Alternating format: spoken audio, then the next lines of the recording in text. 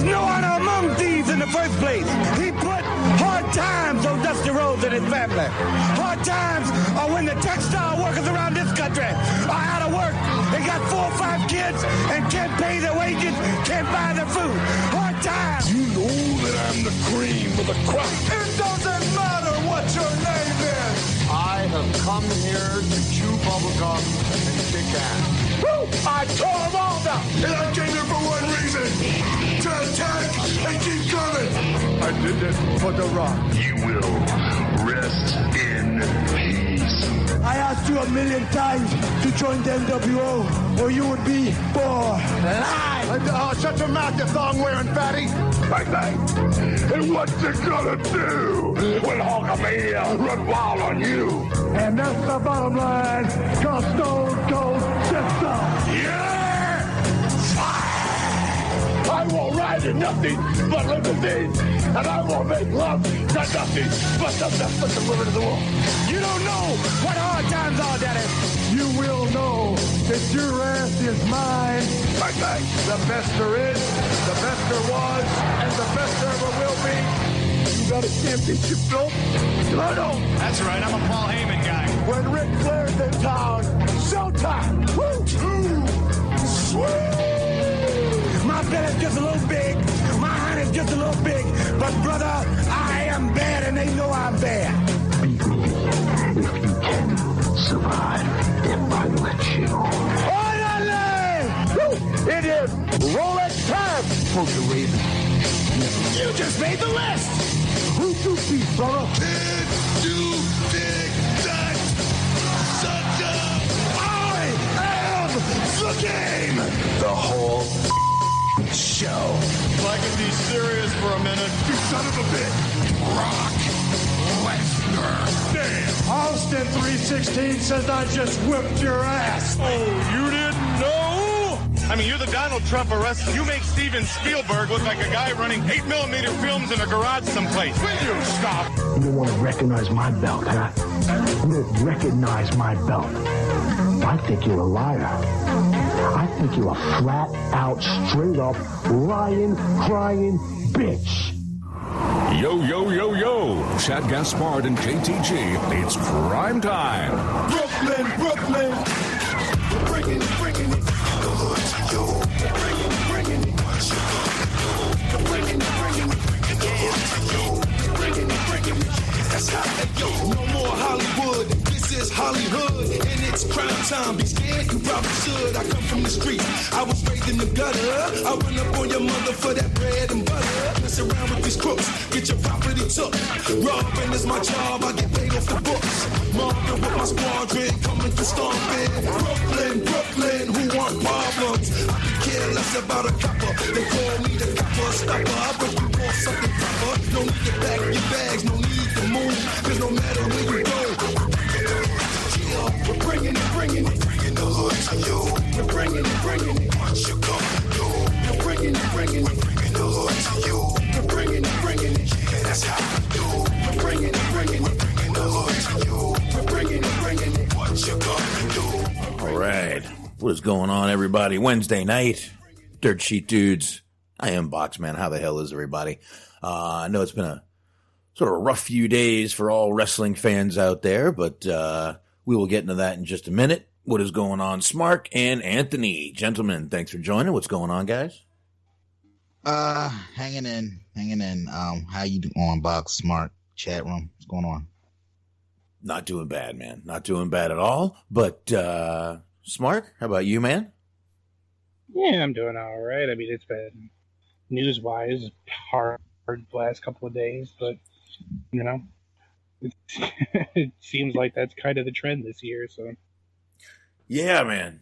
Yeah. It's been a questionable couple days since Sunday, I believe. Sunday, we all kind of got moving around, and suddenly, it was Sunday, right? Mm-hmm. Yeah. Sunday was the 17th, so yeah. Yeah. Sunday afternoon, we all started hearing news of Shad Gaspard had gone missing. Him and his 10-year-old son and wife and whole family went to the beach in California, Venice Beach, I believe it was. I don't have the article in front of me, but I believe it was Venice Beach. And they went in, they got hung up in a riptide, which I don't know if you guys have ever been in one of those, but they are not fun. They will take you under, roll you around, and you're lucky to get out of it. Hard to get out of. Very hard for a strong swimmer and a strong person. But on that note, we did hear, as the news kept coming through, the lifeguard went out to try to save two people. Obviously, it was Shad and his son. Shad Gaspard basically threw his son or pointed at his son and said, "Save my son."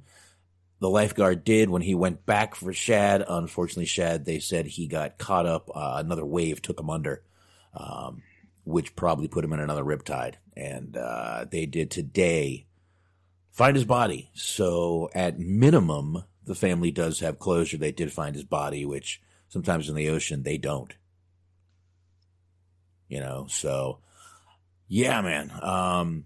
Definitely awful, awful story. The fact that he obviously sacrificed his life for his sons. Earlier last year or mid last year, he stopped a robbery. I mean, talk about a guy who just didn't ever put himself first. And like I said, put his kid's life in front of his, which most fathers would do, but 39 years old, like Antox just said, it's tough, man.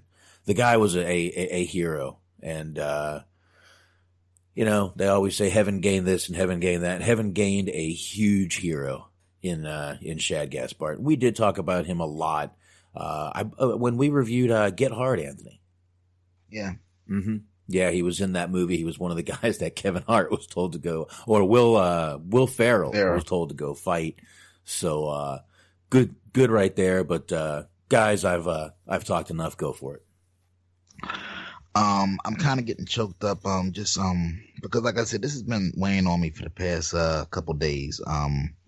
Obviously, Crime Time. I was a big fan of them back in the day, but above any wrestling accolade you can put out there, this man, as far as I'm concerned, is just a Hall of Fame human being, man. Give a fuck about titles and fucking 5-star matches. Box, you said it beautifully. This man died a hero, a man's man, and just the outpouring of emotion from everybody, from all ends, from fans, from his colleagues, family, friends. It's just that, to me, defines the true definition of success in my eyes.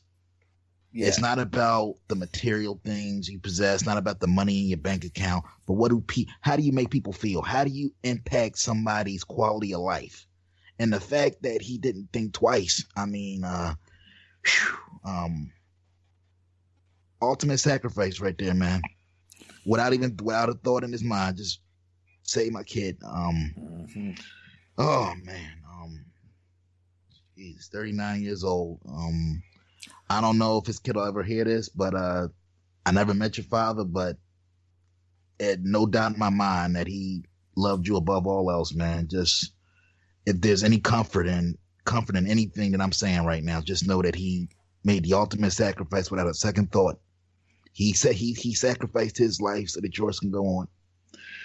And I'm getting a little choked up right now because, in the business, his business is filled with a bunch of fucking scumbags, man. Scumbag after scumbag that still wake up whistling dicks every fucking morning. And here we're burying a 39-year-old man. Just wanted to go out and spend some time with his kids, his family, wife, and Smart, you got anything, man? Because I'm starting to get a little choked up again. Yeah, you're gonna get me crying over here. Smart, please. Yeah, I mean, I hear you. That's exactly it.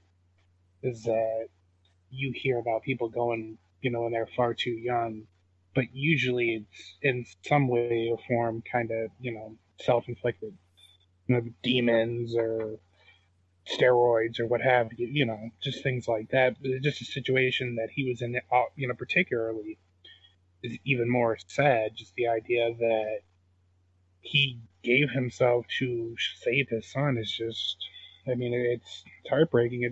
I feel really bad for, his family. Yeah. I feel really bad for his son. His son has to grow up now without a father at a time when, he's 10 now. Next couple of years, going through puberty and becoming a teenager, like that would be when he would need him the most, I'd imagine.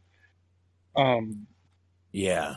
So that's terrible. But yeah, like on a little bit of a brighter, a little bit more of a positive thing, one of the things that always kind of stuck out to me, just from a wrestling perspective, is during the end of, I think it was their first run, because I believe they had 2 kind of stints, WWE. At the end of their first one, they ended up doing some indie shows, and I remember watching them in Jersey All Pro. They did a match or 2 in Jersey All Pro, and it is crazy. Like, you don't really comprehend, because especially at that time, like mid-2000s, WWE was the land of the fucking giants. So you don't really comprehend how big both of those guys are until you see them wrestle like on the independent scene in like mid-2000s. Like JTG looked huge. Wow. I mean, imagine how big Shad looked. But yeah, it's really heartbreaking. And then like what's weirdly kind of a weird sort of coincidence is he was involved in, we've been talking about video games a lot. He was the inspiration. He did some like motion capture work, and he was the inspiration for the design of the main character in the God of War game. It came out like 2 years ago. And kind of oddly enough, the coincidence part comes into play that the whole story is based around a father teaching his son how to become a warrior, how to mature and become a man, for lack of a better term. So it's like it's weirdly kind of kind of tied weird in. sort of coincidence. Yeah, it's a weird tie into it all. But yeah, I mean, the real positive, I guess you could just say, is that you look around and there are very few people in wrestling who has an image that is basically completely clean.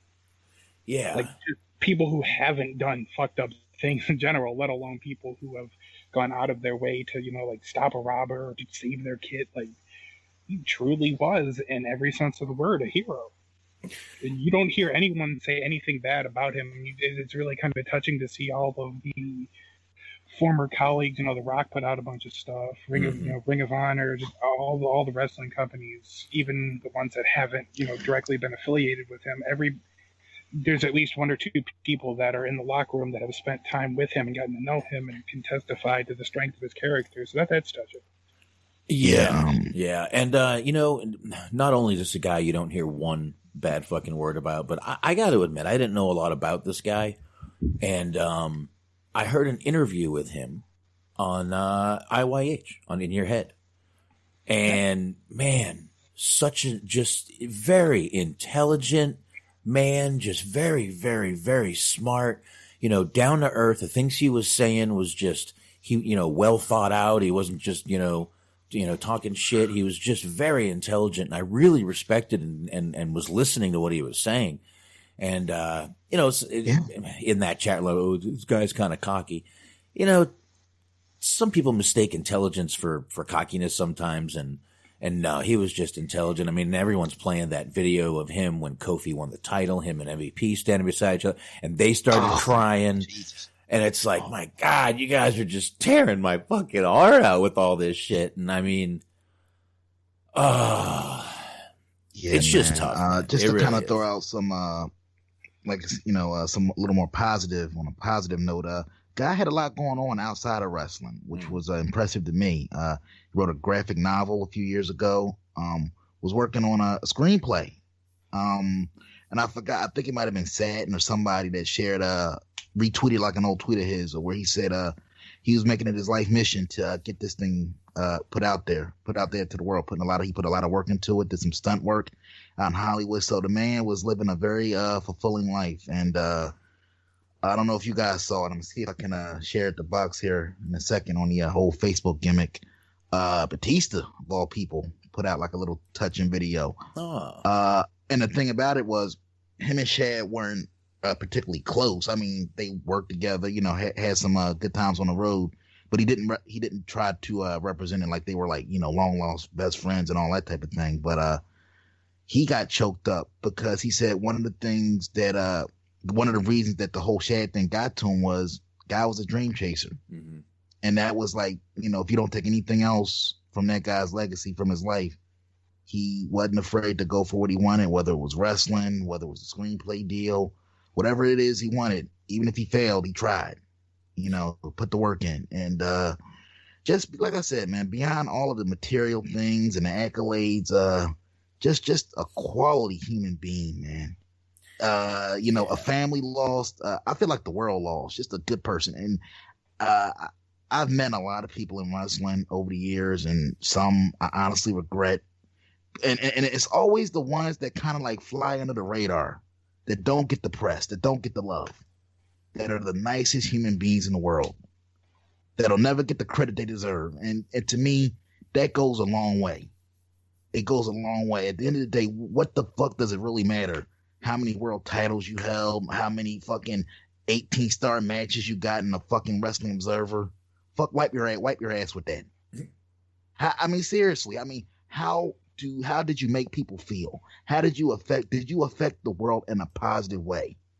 Like I said, we get on these type of podcasts, and you always hear scumbag story after scumbag story after scumbag story. It's refreshing to actually sit back and eulogize somebody that actually made a positive impact, because I don't give a fuck until they put us in the fucking ground, until wrestling is no longer a thing.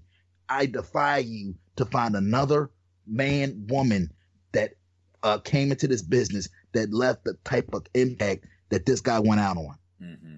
The positive type. Nobody is topping this shit ever. We should all strive to be a third of the human being that this guy was. I never met him, but based on everything I've heard and read about him, I wish I had. Man. Like, we should all be so lucky to be a third of the human being that this man was, man. Yeah, and I think it was just Antox that posted this article real quick here. No, it was actually Smark. Smark posted that article. Smark, what parts were you going to pull out of that article? I just kind of wanted to give it, put it in the chat room so everybody could see it and, maybe read it later at their leisure. But I had read it this morning, and it was a very kind of interesting, enlightening piece. He was talking about how he was trained when he was growing up as a kid, like around about 16 or so, to train. Chad's father trained him in boxing, Muay Thai, a couple other things.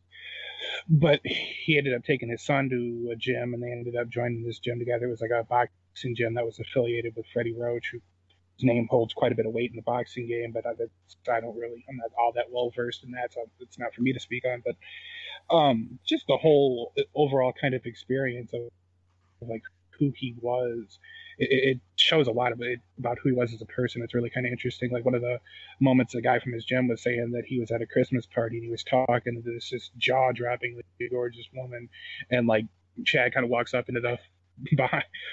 towards him, and he just kind of nods at him, and the guy immediately knows what he did, and he turns out that he was talking to his wife, kind of hitting on her unknowingly that it was his wife.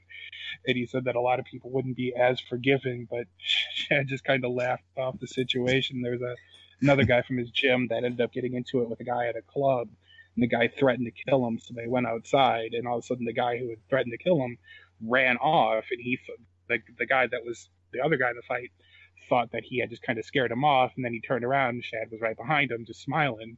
Mm-hmm. And it was like, this is kind of the guy who he was. He's just always there for his friends, and just a very intimidating, imposing looking man. But, deep down inside, unless you absolutely gave him no other alternative, he was not the kind of person to flex on you. Yeah, and it gives a little quick description that I'll get into of basically not only what a rip current feels like, but kind of what it's like. And it gives a little more of a, what happened and how the lifeguard missed him. Lifeguard arrived. He was between 50 and 75 yards off Venice Beach. The boy and his father were caught in a rip current, enveloped in what's called an impact zone. Interesting. The section chief of the L.A. County Fire Department said that it's like being inside of a front-loading washing machine. The waves keep crashing on you, pushing you down. I've been through that. Those kind of rescues. You think you might die. And let's face it, you can. Listen, he may have hit his head on a rock. We don't know what we're going to find out. But it says the lifeguard went in to try to rescue him. He did have a little small buoy with him, but because of how the size of the waves and the current, the kid couldn't secure it. So he had to take him back and then go back for Shad. And by the time he did, another wave had hit him. And, he had just said, take my son. And that was it. Save my son was, and it was 3 minutes before the boy was safe and the guy got back in the water. So 3 minutes is a long time. I've told you before, just try shadow boxing for 3 minutes and see what the hell is, just on your feet the whole time. Don't stop. And you'll be fucking dying after 3 minutes of that. So imagine being not only gasping for air, but barely being able to get a breath down because the waves are coming in and on top of you and on top of you and on top of you. Yeah. And to just to kind of add to Smart's point about Shad basically being almost like a big teddy bear unless you really provoke them. In terms of no holds barred fighting, his record 35-7. Before he got into wrestling, he was a bodyguard for such luminaries as Britney Spears, Puff Daddy, and Mike Tyson. Think about it. The height at the almost, I would say, probably just after the peak, but still, if you're a bodyguard for Mike Tyson, who in his own right is a bad motherfucker, you got to be an equally bad motherfucker. Yeah, when you're supposed to be the bad motherfucker for the baddest motherfucker on the planet, you're a bad motherfucker. Yep. That's all I'm saying. Yeah. That's all I'm saying. But I mean, seriously, man, it's just cool that like I said, this one's for Shad, man. It's really cool, like I said, to have these positive things to talk about the guy. Because, like I said, by all accounts, good dude, good human being. Yeah, and we've got Shaheen here from Nuclear Heat Graphics, ChairShotTees.com, Clotheslined with a DMedia.com, and, of course, Wrestling Overdose. Shaheen, what's up, man? Yes, sir. What's going on, guys? Oh, just another Wednesday, sir. Yeah, I'm joining you guys on a bad week. I just wanted to join in and talk about Shad for a second. Yeah, man, you guys got a lot of terrible things happening this week in wrestling, from the Owen Hart thing to Buff Bagwell. I mean, Buff we'll get into DJ tonight. Hyde. DJ we're going to get into also tonight. Oh, yeah. Educate me on that one. Oh, you know what? Maybe we'll keep, maybe we'll do that next, and then we'll just keep you on for that real quick. Well, the DJ thing? You don't yeah. All right, maybe not. You're right. We have close personal friends. You're right. Maybe we shouldn't do that. All right. Yeah. But, yeah, you wanted to tell a quick Shad story, so, yeah, man. Have at it, bro. Right. Well, first and foremost, obviously, my condolences to his family and, rest in power to him. So I didn't know Shad at all until very recently. And it was through JTG, which was really random. JTG just started following me on Instagram one day randomly. And he started liking some of my art and stuff. So I was like, oh, that's dope. And then he sent me a DM last year and basically asked me, like, oh, I see, like, you do, like, vending and stuff at wrestling shows now. Do you have anybody for WrestleCon? And I was like, yeah, I do, but, like, you guys are more than welcome to stop by my table. I would love to have you guys. I don't even know. Maybe I talked about this last year when I was planning on, like, Crime Time coming in. I don't remember if we were. I remember you bringing it up on the show. Yeah.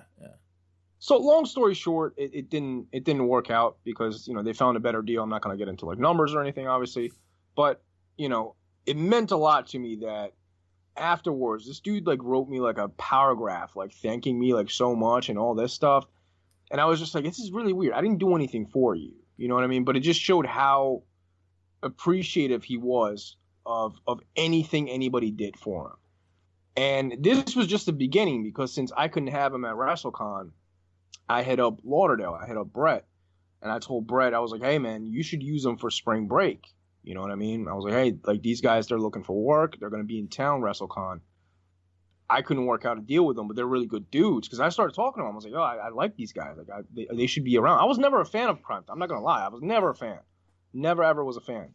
But after I got to, I don't even want to say know them, because it was just a couple, direct messages back and forth. But just the vibe was so good. I was like, I would love to see these guys, make some noise on the indies. So since GCW is kind of, making some noise and all that stuff, I hit up Brett and I was like, yo, man, you should reach out to Crime Time and maybe have them at the spring break deal for, the Clusterfuck Battle Royal, which came to fruition. So, I mean, I'm very happy that I had a small role in them getting that spot in GCW. And, afterwards, both JTG and him hit me up and just say what's up. And they, I just appreciate it a lot. It meant a lot to me because you don't see that too much in wrestling. And I can get into a specific example in a few months, which I'm sure some people will understand why I can't talk about certain things right now at this very moment. But I've helped a lot of these indie guys with free designs and stuff like that.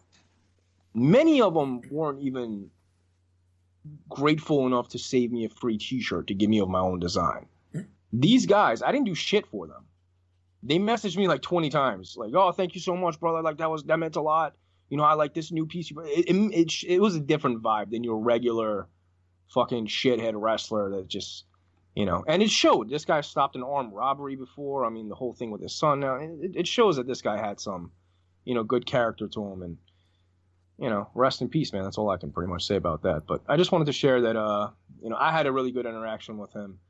I can see why a lot of people are saying good things about him. I didn't know him at all, but from the brief interactions that we did have, I can see sharing a locker room with this guy, and even if it's just once or twice, I can see it fucking hitting you hard, because this guy kind of left an impact on people. And same with JTG, like, while people are alive, you should appreciate him. That man, very nice fucking dude, you know what I mean? Till this day, he likes a lot of my shit on Instagram. I don't talk to him, but they're different, you know what I mean? Yeah, it's not too many of those. And one guy that is still alive today that I think people should be praising and thanking every fucking day is Bill Apter, because he's hands down one of the best people I've ever met in my life. Not just wrestling. That's a solid guy right there. Bill Apter's called me twice since big event. What was it, in October, November? Yeah. To try to get me to go to his house and record a Bill Apter after hour, and just to get more exposure on my art. Bill Apter doesn't need me. What the fuck am I? But that stuff means a lot to me. You know what I mean? Like, in the middle of the coronavirus, this 70-some-year-old man is contacting me to help my art out. Shit like that means a lot. So appreciate the people that are out there that are good folks, man. I think, we should be praising these people while they're still alive. Yeah, because shit like shit like this lets us know that we don't know how long anyone's gonna be around. None of us know how long any of us or any of them are gonna be around. So it's fucking scary, man. Yeah, and to that point, to both of you guys' point, Shad put out I don't have it up in front of me. I'm just gonna paraphrase it. Like about a month ago, when all of this COVID-19 shit just went crazy and everybody's like freaking out, he had put up a little post on Instagram that was real profound. Just basically like, appreciate every day. I know it's a lot of craziness going on, but just every day's a gift type of thing. And and then here we are, like a little over a month later. This is what happens, man. Like, so every day's a gift. So no matter how bad you think you got it, if you wake up, you still in the game. You still in the fight. So just make it count. Mm-hmm. Absolutely, man. Yeah. Just crazy shit, man. Like I said, it was I think we were all, hoping for a miracle. But, maybe he was on some island somewhere, like Castaway or something. But unfortunately, we don't live in a movie. But like I said, at minimum, the family at least has him. They can bury him. They know. That they have closure, at least. Like I said, the bare minimum. That's one good thing I guess we can take out of that. Yeah. But I'll let you guys do your show. I just wanted to call in, share a quick story once again. Appreciate it, man. Thanks. Shad. Sure. Yeah, my condolences to his family, man. All right, man. I'll be listening. All right. Thanks, Shaheen. Hi, bro. All right. Appreciate you. So, all right. There you go. I guess I don't know. You guys got any more? I mean, we could sit here and praise this guy all night, to be honest with you. But I don't know. I guess we should, once again, like we all been saying, condolences to the family. And I just don't even know how to segue. I don't know if you guys do, but try to figure one out. No, just rest in peace to Shad. To the family, unconditional condolences, prayers, positive vibes, and no segue, no clever little segue tonight. Let's just get into some AEW.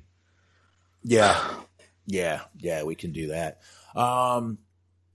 This was the go home show. We got Double or Nothing coming up Saturday, and we will be watching that. I'm pretty sure we'll be doing it live. I don't know if you guys gonna be watching it live or anything to do Saturday. I'll probably be watching it live. Nothing to do Saturday because it's still things are starting to like slow walk. There's slow walk away open, so still pretty much quarantined, so to speak. But as a target date for us, I don't know about you guys. They're looking at possibly June 8th. Starting to open up some things. Hey, I took a customer to a restaurant yesterday.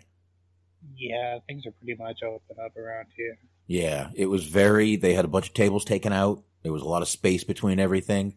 Waitress came up with gloves and mask on and nothing on the tables. No salt, no pepper, no ketchup. If you asked for Parmesan cheese, they didn't bring the tube out there, the tub or the shaker. They would just give you tiny little closed little things, like almost like packets. I asked for salt. They gave me packets. So that's another thing you're going to see in restaurants. They're not going to just leave salt and pepper on the table, and you're probably going to get single-use disposables from now on, or for a while at least. I guess a quick little funny story before we get into AEW. It's funny you mentioned restaurants, Box, because my lunch break today, I brought my lunch, but I just stopped in Wawa because I had a taste for a milkshake. You do not know pain until you go into a Wawa and they have signs all over the kiosk. Kiosks are not available at this time. So, I go up to the counter. Excuse me, man, are you guys making milkshakes today? No, unfortunately, no, you have to order through the mobile app.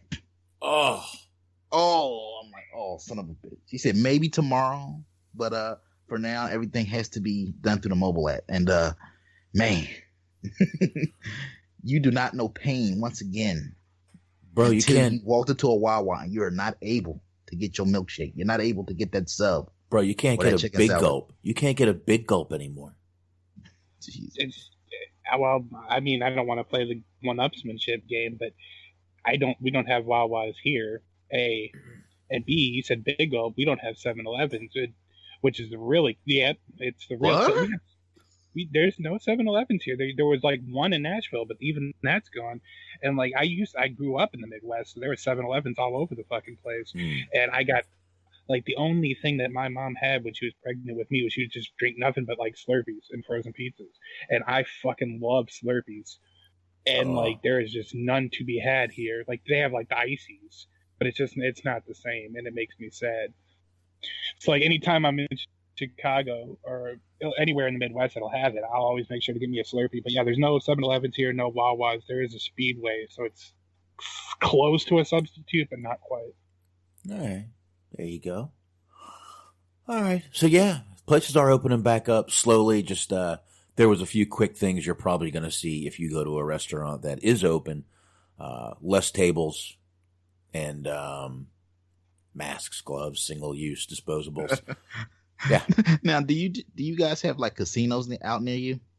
You have to go to either Louisiana, and you go to Shreveport, and they're all on the water, on the river, or I can go 45 minutes from me and get to Oklahoma. Yeah, because some of the casinos out here, I guess they're going to do a gimmick where it's basically going to be a space in between each machine. So basically, it's going to be a functional machine, one that completely shut down, functional machine, basically whole social distancing thing. So they're going to be opening, but they're going to be losing money with those shut down machines. And apparently they're going to be wiping them down every 4 hours, which is comical to me because most people that gamble, that are serious gamblers, will stay on a machine for 4 hours minimum. 8, 10, 12. And honestly, they probably, you know, with everything going on, they probably don't have the support staff to have people wiping stuff down every 4 or 5 minutes. Oh, that's going to be tough. Oh, well, I guess we'll see how all that goes, though, man. Yeah. I don't go to the casino much. I just do my gambling for free online, fake money. There you go. Yep. That's kind of the crazy thing about, you know, we were just talking about a minute ago about the whole Midwest versus South thing. I can't speak to a lot of places in the Midwest, but I know like around here in Tennessee, like you said, everything has to be done on a boat. But fucking in Illinois, oh my God, you can gamble anywhere. Just fucking, it is ridiculous. Just any gas station has like slot machines and shit. Like it's crazy. Yeah, listen, when I was in Florida, you go right, all you had to do is be on an Indian reservation, and they got the casinos down there, man. Except, I mean, you know, we got the Seminole Hard Rock Casino down there. You got, there's a Miccosukee one down there. All the reservations, the little reservations down there, built fucking casinos. And they're huge. And they're nice. They're all very nice. And they're right down, you know, you're just driving through, you know, look, the Everglades Casino. What the fuck? All right. I actually got to admit, I've actually never been in a casino. Wow. Because, like, I certainly couldn't when I was a kid, and then, like, nobody that I know as adults really fuck with it. Yeah, I mean, I like going. I'm the kind of guy though that'll go and take out like I'll get like $50 and I'll sit at a slot machine and I'll play like a little over the minimum, but never the maximum because that's like, you know, you can spend $25 for the maximum, and I'll just sit there and play. I'll try to play, and that's why I like going to Shreveport out in Louisiana, because if you go there and you sit on a machine, you can play any amount, and it's free beer. Mm-hmm. You give her a $2 chip, and, you know, not a lot of people tip when it's free. So you give her a $2 chip every time. That's worth $2 to me to get a, you know, technically free beer. But I'll just sit there all fucking night and play on the machine. That's what I do. I can't go. And if I lose my money, time to go home, babe. Let's get out of here. Yeah. Yep. So anyway, story time over, I guess. Let's try to get into this and breeze through everything. I can't. Speaking of segue, that was a nice little segue, you know. Casinos, Double or Nothing. That's right. Mm-hmm. We are getting into Double or Nothing this weekend, this Saturday. Well, like I said, we'll be here. Gonna be good. We'll do predictions Friday night. I saved a lot more for Friday night. I got a lot tonight still, but we'll get through it all quick. I don't want to go through every single thing. AEW, I do want to say one thing I did. I was glad they were live because they got to show the SG armbands that some of the guys were wearing for Shad. And they did get to mention Shad on commentary. So class move. Yeah. I think that was, Jim Ross. Yeah. That class move, man. Dude, JR mentioned them. He mentioned the Dudley Boys. He mentioned the Edge and Christian. JR is just done giving fucks, dude. He's just whatever, man. You want to fuck you. All right. And honestly, but Anthony, your mic cut out. Jesus, did you get that excited that your mic cut out? Holy shit! Totally into the AEW tonight.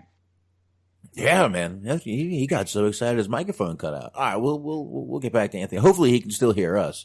We'll get back to Anthony in just a second here with that whole thing. But I guess we can go ahead and I was a little shocked we had this match right at the beginning, this Jon Moxley versus 10 match. And did you notice they brought up his name? Whose name? The 10's name. He said they said his name, and they said he's competed on AEW before. See, I did hear the part where they said that he competed on AEW before, but if they said his name, and I trust that if you're saying that they did, but I didn't hear the actual name. So I was still kind of a little bit in the dark there. Preston Vance. No pun intended. Preston Vance. Oh, Thank you, Antox. I knew I was Vance or Fance. Or I'm like, I know I heard him say the name, and then yeah. So they you know, like I said, JR not giving fucks anymore. But not a bad match actually. Of course, everybody, you know, they all came down and it was a crazy shit. But actually, no one came down until no one came down at all. Now that I'm remembering shit, Jesus Christ, it's gonna be a long night. Well, yeah, guys. they started out and then they left. After Right. Moxley showed up. Then they left him alone, and yeah, Moxley won with the paradigm shift, and then came in with the chair after that. There we go. Now I'm coming back. Now I'm getting back to it. Okay, so I'm going to get your opinion on this, because for me it's really kind of hard, because I'm like playing a bit of a game in the back of my head that just I kind of see things for what they are. They have a limited number of people that they can use, so that they can't make every match be like, they can't necessarily make a match be a squash match, because it's one less match that you have. You know, you just went through 2 wrestlers, and you need to create extra matches, you need to use extra people, and you might not have those resources available to you. But do you think that match went on too long? No. No. When we get into the next match, that's the one that went on too long. Fair enough. Yes. Yeah. I don't think this match went on too long. You know, they just made this guy a high knight in the Dark Order, right? Yeah, I'm glad you mentioned that, actually, because that I feel like that's a nice touch. Mm-hmm. He was saying, Brody Lee was saying on Talk of Jericho that he was basically, or I don't know if it was there or somebody else, but anyways, he has been studying the occult. So different, you know, various cults and things like that, and kind of their terminology and how they operate and stuff. So I like the idea of just essentially assigning him what is ultimately an arbitrary title. Just make it look like he's, you know, advancing in the ranks, kind of nice little pat on the back. Right. So I like that he did that. Yeah. And I like, see, that's why I was a little bit conflicted, because I like the idea is supposed to be that, you know, the lower the number is, the more of a threat they are. You know, so once you start getting to 1 or 0 or whatever, that's when you start dealing with the top ranking people. At least it's how I was made to understand it. But so I like the idea of, like, you know, once you start dealing with people that are a little bit further up in the food chain, that they get more and more offense versus just a random faceless people. And I don't think they intended for him to be a random faceless person. I think they're actually trying to get a little bit of steam behind him. So yeah, I agree with you in the sense that it didn't go too long. Yeah. Anthony, you got that working? I believe so. I'm sorry about that, guys. Can you hear me? Yeah, but your mic's not on. It sounds like you're talking through your computer. Did you break your mic? Hold on.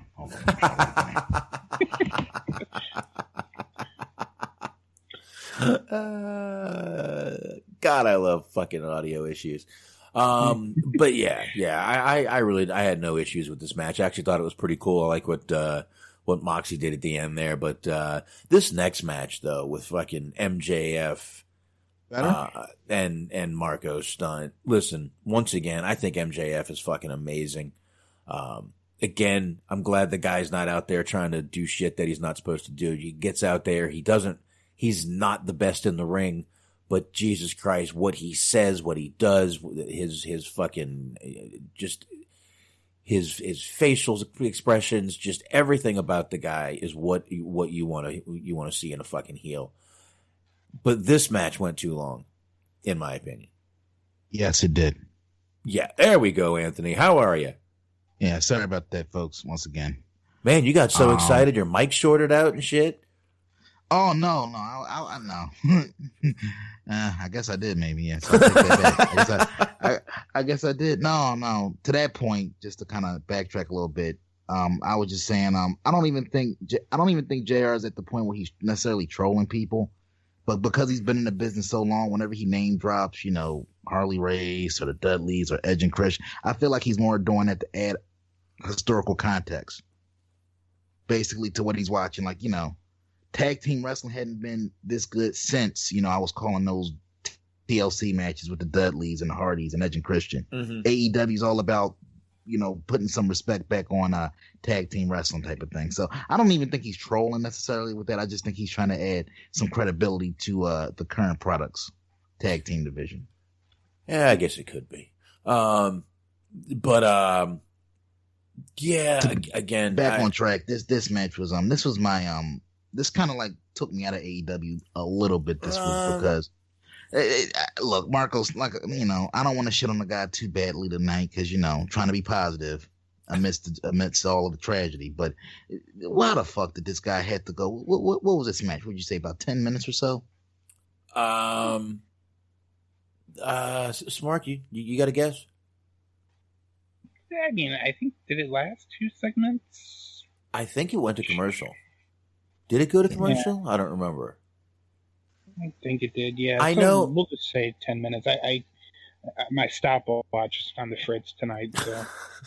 Up 6 minutes. 6 minutes, Antok is saying. Well, it should have gone 3, and no matter how much motherfucker was toying with him, first of all, I didn't say I liked how he toyed with him. And second of all, Marko Stunt should not be getting in the offense he got on MJF. Done. Anyway, go ahead, Anthony. I'm sorry. No. Just basically, I don't have too much to add other than, like you said, this match went too long. Whether it was 6 minutes, 10 minutes, it was 5 minutes and 55 seconds too long. Like, how many times have we praised, MJF as like, the future of this company? There's legitimate main event level potential in this guy for this company. Mm-hmm. And the best part about it is he's fresh. He's new. Yes, he's had some experience on the indies, but on a national level, AEW will be his first exposure to like a worldwide audience. AEW was giving him his first worldwide exposure. They have a potential gold mine in this guy. Why the fuck is he having competitive matches at this point with fucking Marko Stunt? Why? Like I said, I get it. Their roster is limited, and you can't necessarily go out there and squash everybody right now. But fucking, I don't know, hire a local jobber or say, kid, like Marko Stunt, you'll have your day another time, maybe a few years down the road. But this is our money now. So you're gonna go out there, you're gonna get squashed. I don't know how anybody looked at that match. They got fucking Tully Blanchard behind the scenes. They got Arn Anderson behind the scenes. They got Dustin Rhodes with his 30 plus years in the business. And I know this because I've been watching that long and because they mention that shit every fucking chance they get on commentary. Mm-hmm. Like, goddamn, all of that experience behind the scenes, and nobody looked at that match and said, yeah, we might want to shave a few minutes off. Well, we're giving Marko too much in this scenario. Yeah. Smart, what you got, man? I mean, I guess just kind of to Antex's point, I guess he was kind of just alluding to the fact that he was toying with them.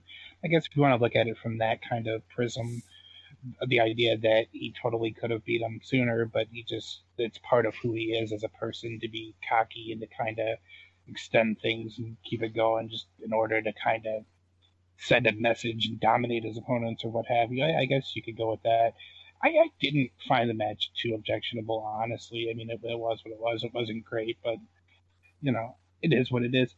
There was a part at the end, though, that was like the post-match beatdown situation that was kind of interesting because MJF was doing what he was doing to Marko Stunt, and then you have Jurassic Express runs out, and they get to the edge of the ring where MJF and Wardlow is. And MJF hurries up and scatters out of the ring, but Wardlow just, kind of freezes. And it's just very weird. He doesn't turn to face Luchasaurus, and he doesn't get out of the ring. He just stands there with his back turned like he doesn't notice anything, and nobody attacks him. It was just a really kind of weird, and it only lasted for a second or two on air that you could actually see, but it was just a really weird exchange. Well, he forgot where he was. Duh.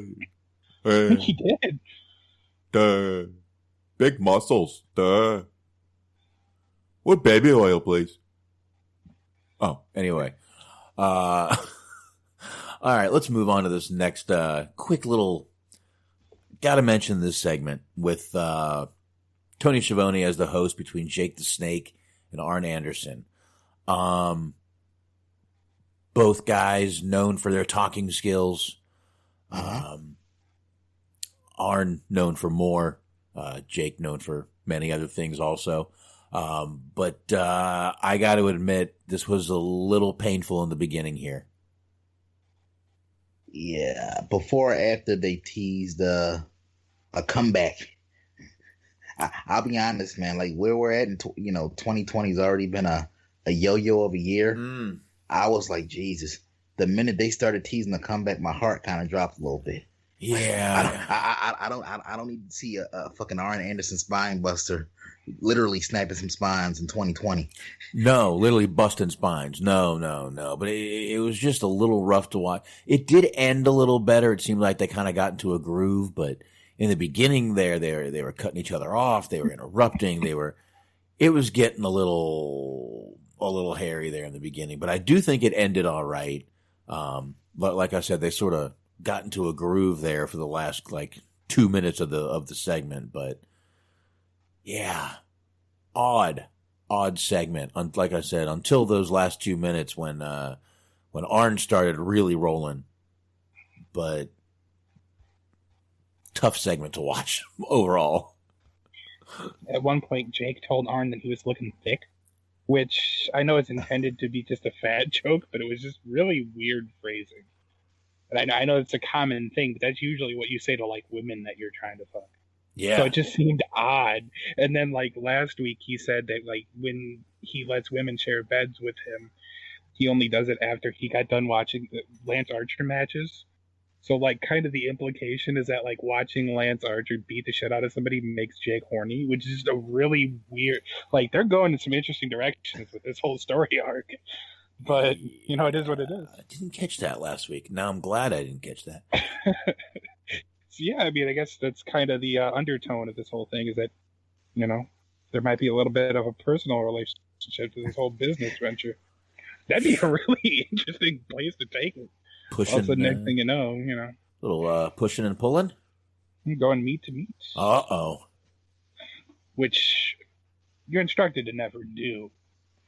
Well, of course, never. No, never. That's cross contamination, sir. That's right. Yeah, right. Yeah, Archie. I made a career out of holding snakes. So speaking of which.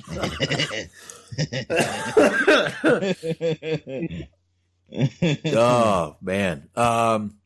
Yeah, go ahead. No, I got nothing. That was it. That was the punchline and next segment. I'm trying to kind of go through a couple. I mean, we got the Pac segment, the Darby Allin video package, then we came back and we got the Pac video package, which I enjoyed, but this Orange Cassidy Ray Phoenix match was fucking really good. Again, I actually didn't expect Orange Cassidy to win, but man, guy's good. He's really good, and I didn't realize he was. Is that true? He's been around for 16 years. Well, first off, he didn't. I don't think he did win. I don't think he won. No, he didn't, and I didn't expect him to. Oh, I thought you said that he. Okay, that's my. I heard you wrong, so that's my fault. That's fine. Sorry. Yeah, I mean, I didn't know that it was 16 years either, but he has been around for quite a while.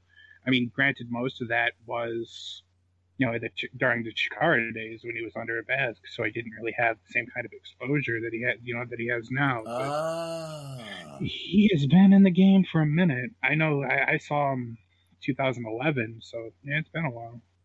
Okay, so Chikara, which ant was he? He was Fire Ant. See, I knew it.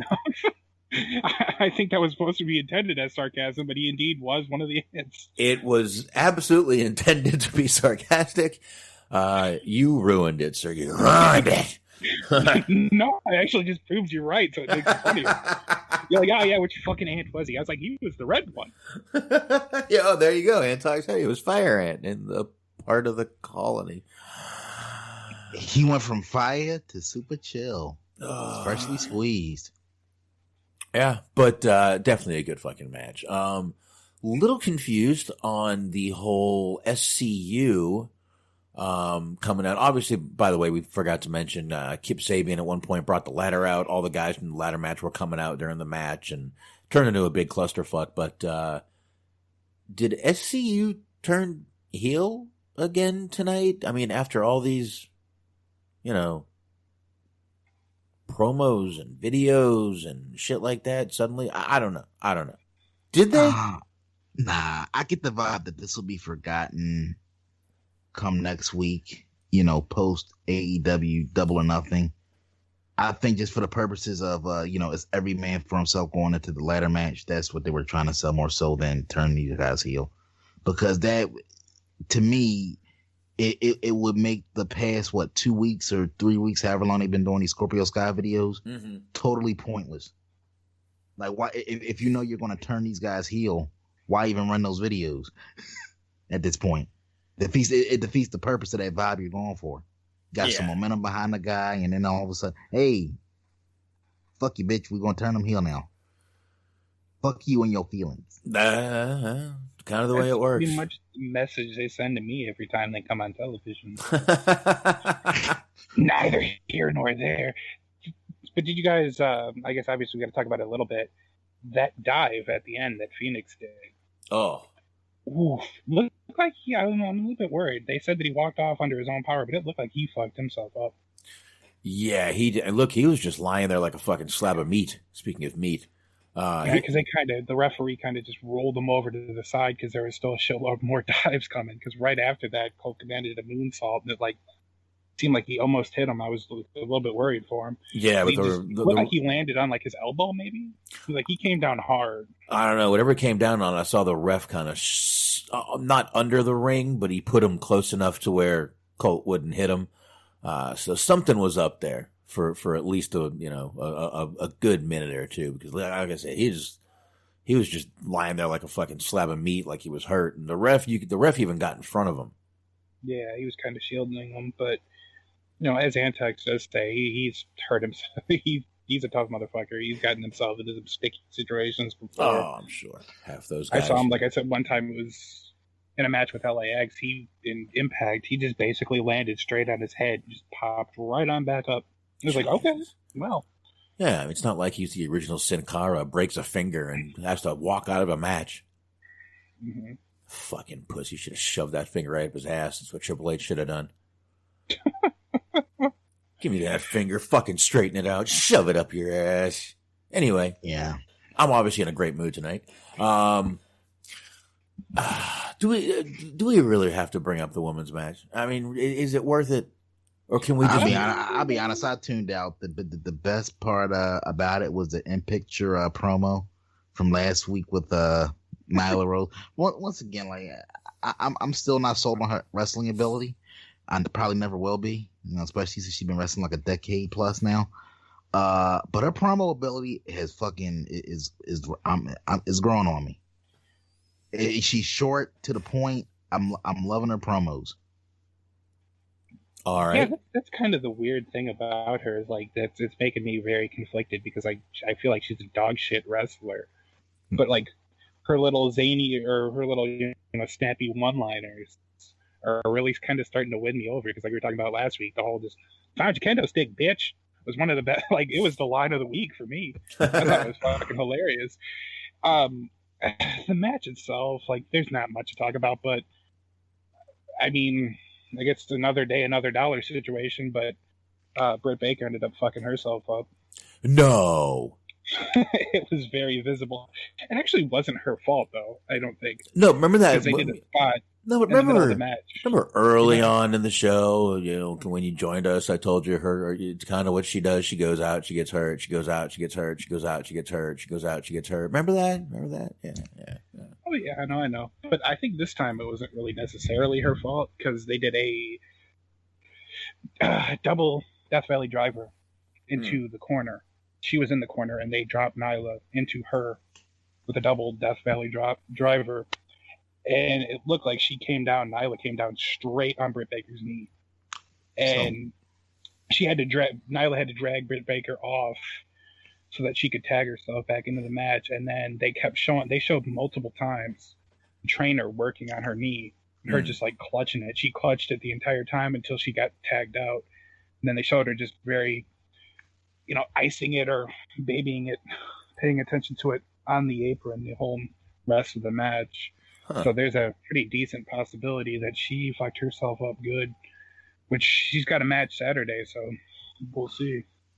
Yeah. Oh my God, this website I'm looking at has an ad right now, and it's gonna make me sick. It's a guy on a fucking hang glider, not a hang glider, but parachuting and doing flips. Oh my God. It's for fucking GoPro. Jesus, close this, motherfucker. Anyway, yeah, get out of that shit. I guess real quick, and this is actually on topic. I haven't actually watched the video, but it was brought to my attention. Just falling down the rabbit hole of YouTube earlier that AEW's officially been around like about a year. Because Brian Zane of Wrestling with Regret did like a 1 year review of where AEW's at from where they started. Did like a pros cons, the good, the bad, and like I said, I haven't watched it, but just wanted to get you guys' opinions real quick. A year of AEW, would you say like one of their biggest cons still remains to be their women's division, based on that wonderful story you just laid out? Because I'll be honest, I tend to tune out of the women's segments on the show, so I kind of like was in and out paying attention. So you guys painted a wonderful picture for what seemed like a botch fest. Yeah. It actually wasn't so bad. Like there was that, but surprisingly enough, I don't know if it was because of the people that she had to work with or the people that were there to help her, but it kind of fell on Nyla's shoulders to kind of improvise and see through the rest of the match. And there was another like 2, maybe 3 minutes left, and she actually looked competent. Nobody else got hurt. She seemed like she knew where she was. Nobody else got hurt. I mean, I know that sounds like extremely backhanded, but like the idea that she didn't immediately just become fucking frayed and just completely drop off. She actually seemed like she knew what she was doing. And then, but I mean, she was in there with Statlander. Statlander's been out there for a minute. I don't know. I guess Sheeta's been out there for quite a while too. So she might just be the people she was working with, but nothing else bad happened. So there's that. She did. That's like saying, yeah, he came and he shot one person, but he didn't kill anyone else. So it's okay. It's okay. Don't worry about it. It's fine. He just one person. Don't worry about it. But anyway, after that whole debacle right there, but yeah, Anthony, I actually waited to answer. To answer your question, yeah, this is one of their cons to this show, is their women's division, and I honestly think they're doing their best and they're trying to fucking work on it.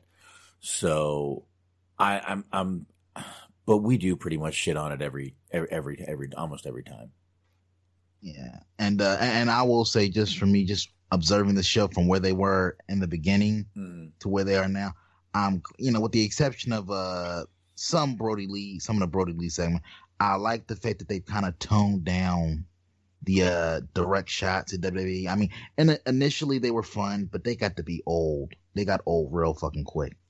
Yeah, because I felt like like I said, some of them were clever, but some of them were so overt and so, to me, detrimental to the company from the standpoint of they were still a fresh company, and instead of building their foundation, they're just worried about throwing stones at the big boys. I'm like, no.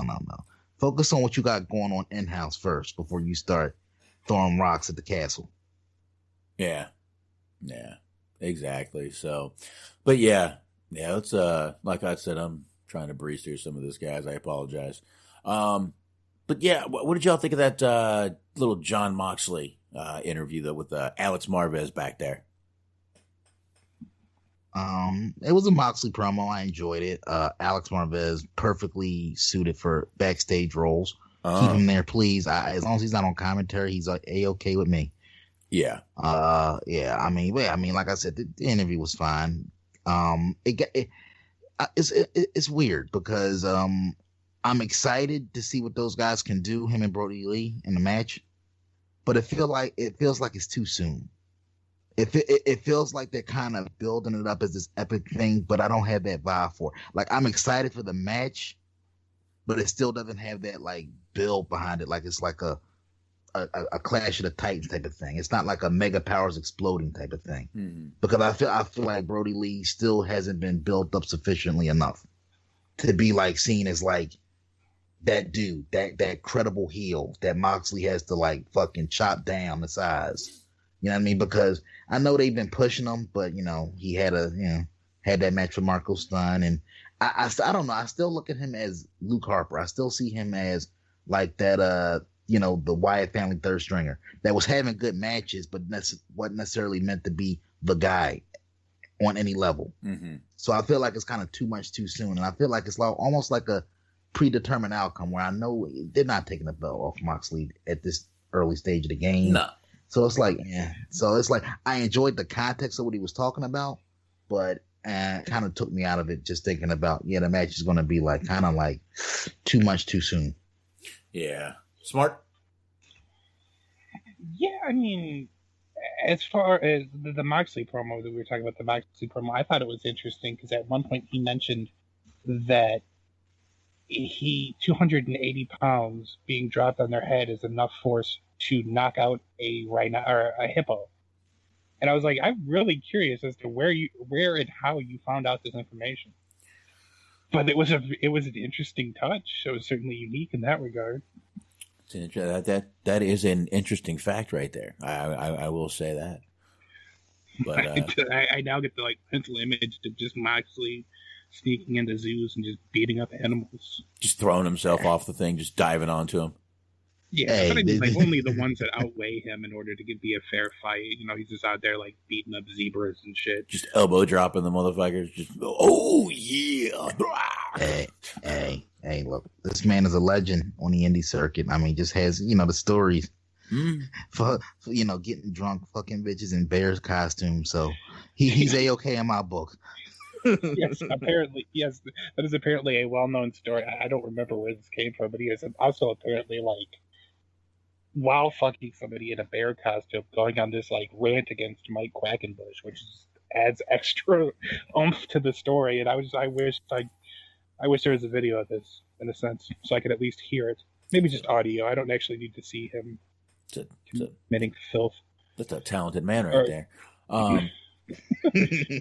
Suggesting that he's using Renee's Disney Plus account. Makes you laugh. Well, I mean, jeez. Anyway, let's get to this. Let's please get to this last match, guys. Sammy Guevara, Matt Hardy.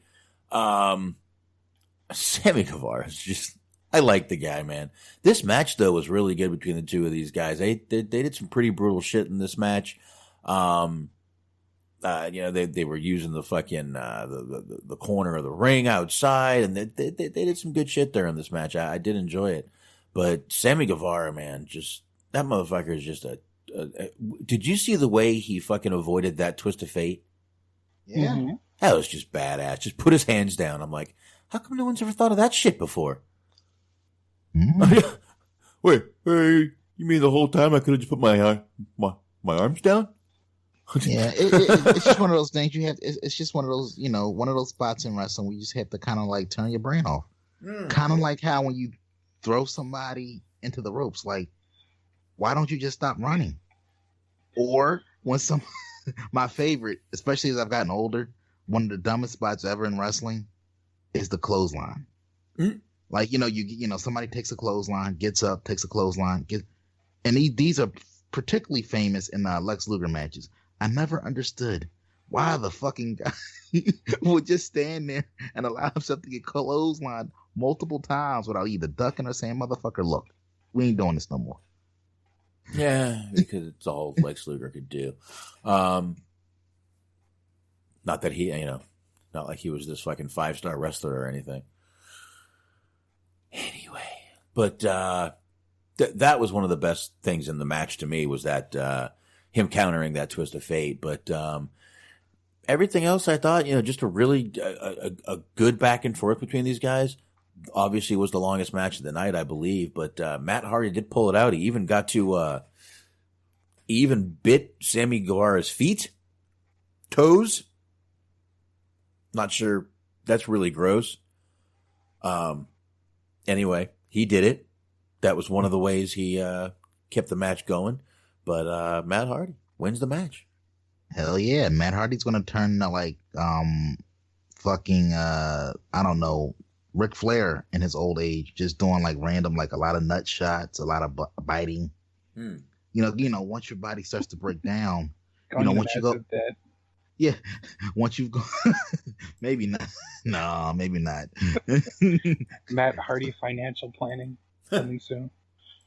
No, That always takes me back to one of my favorite quotes from D'Lo Brown of all people.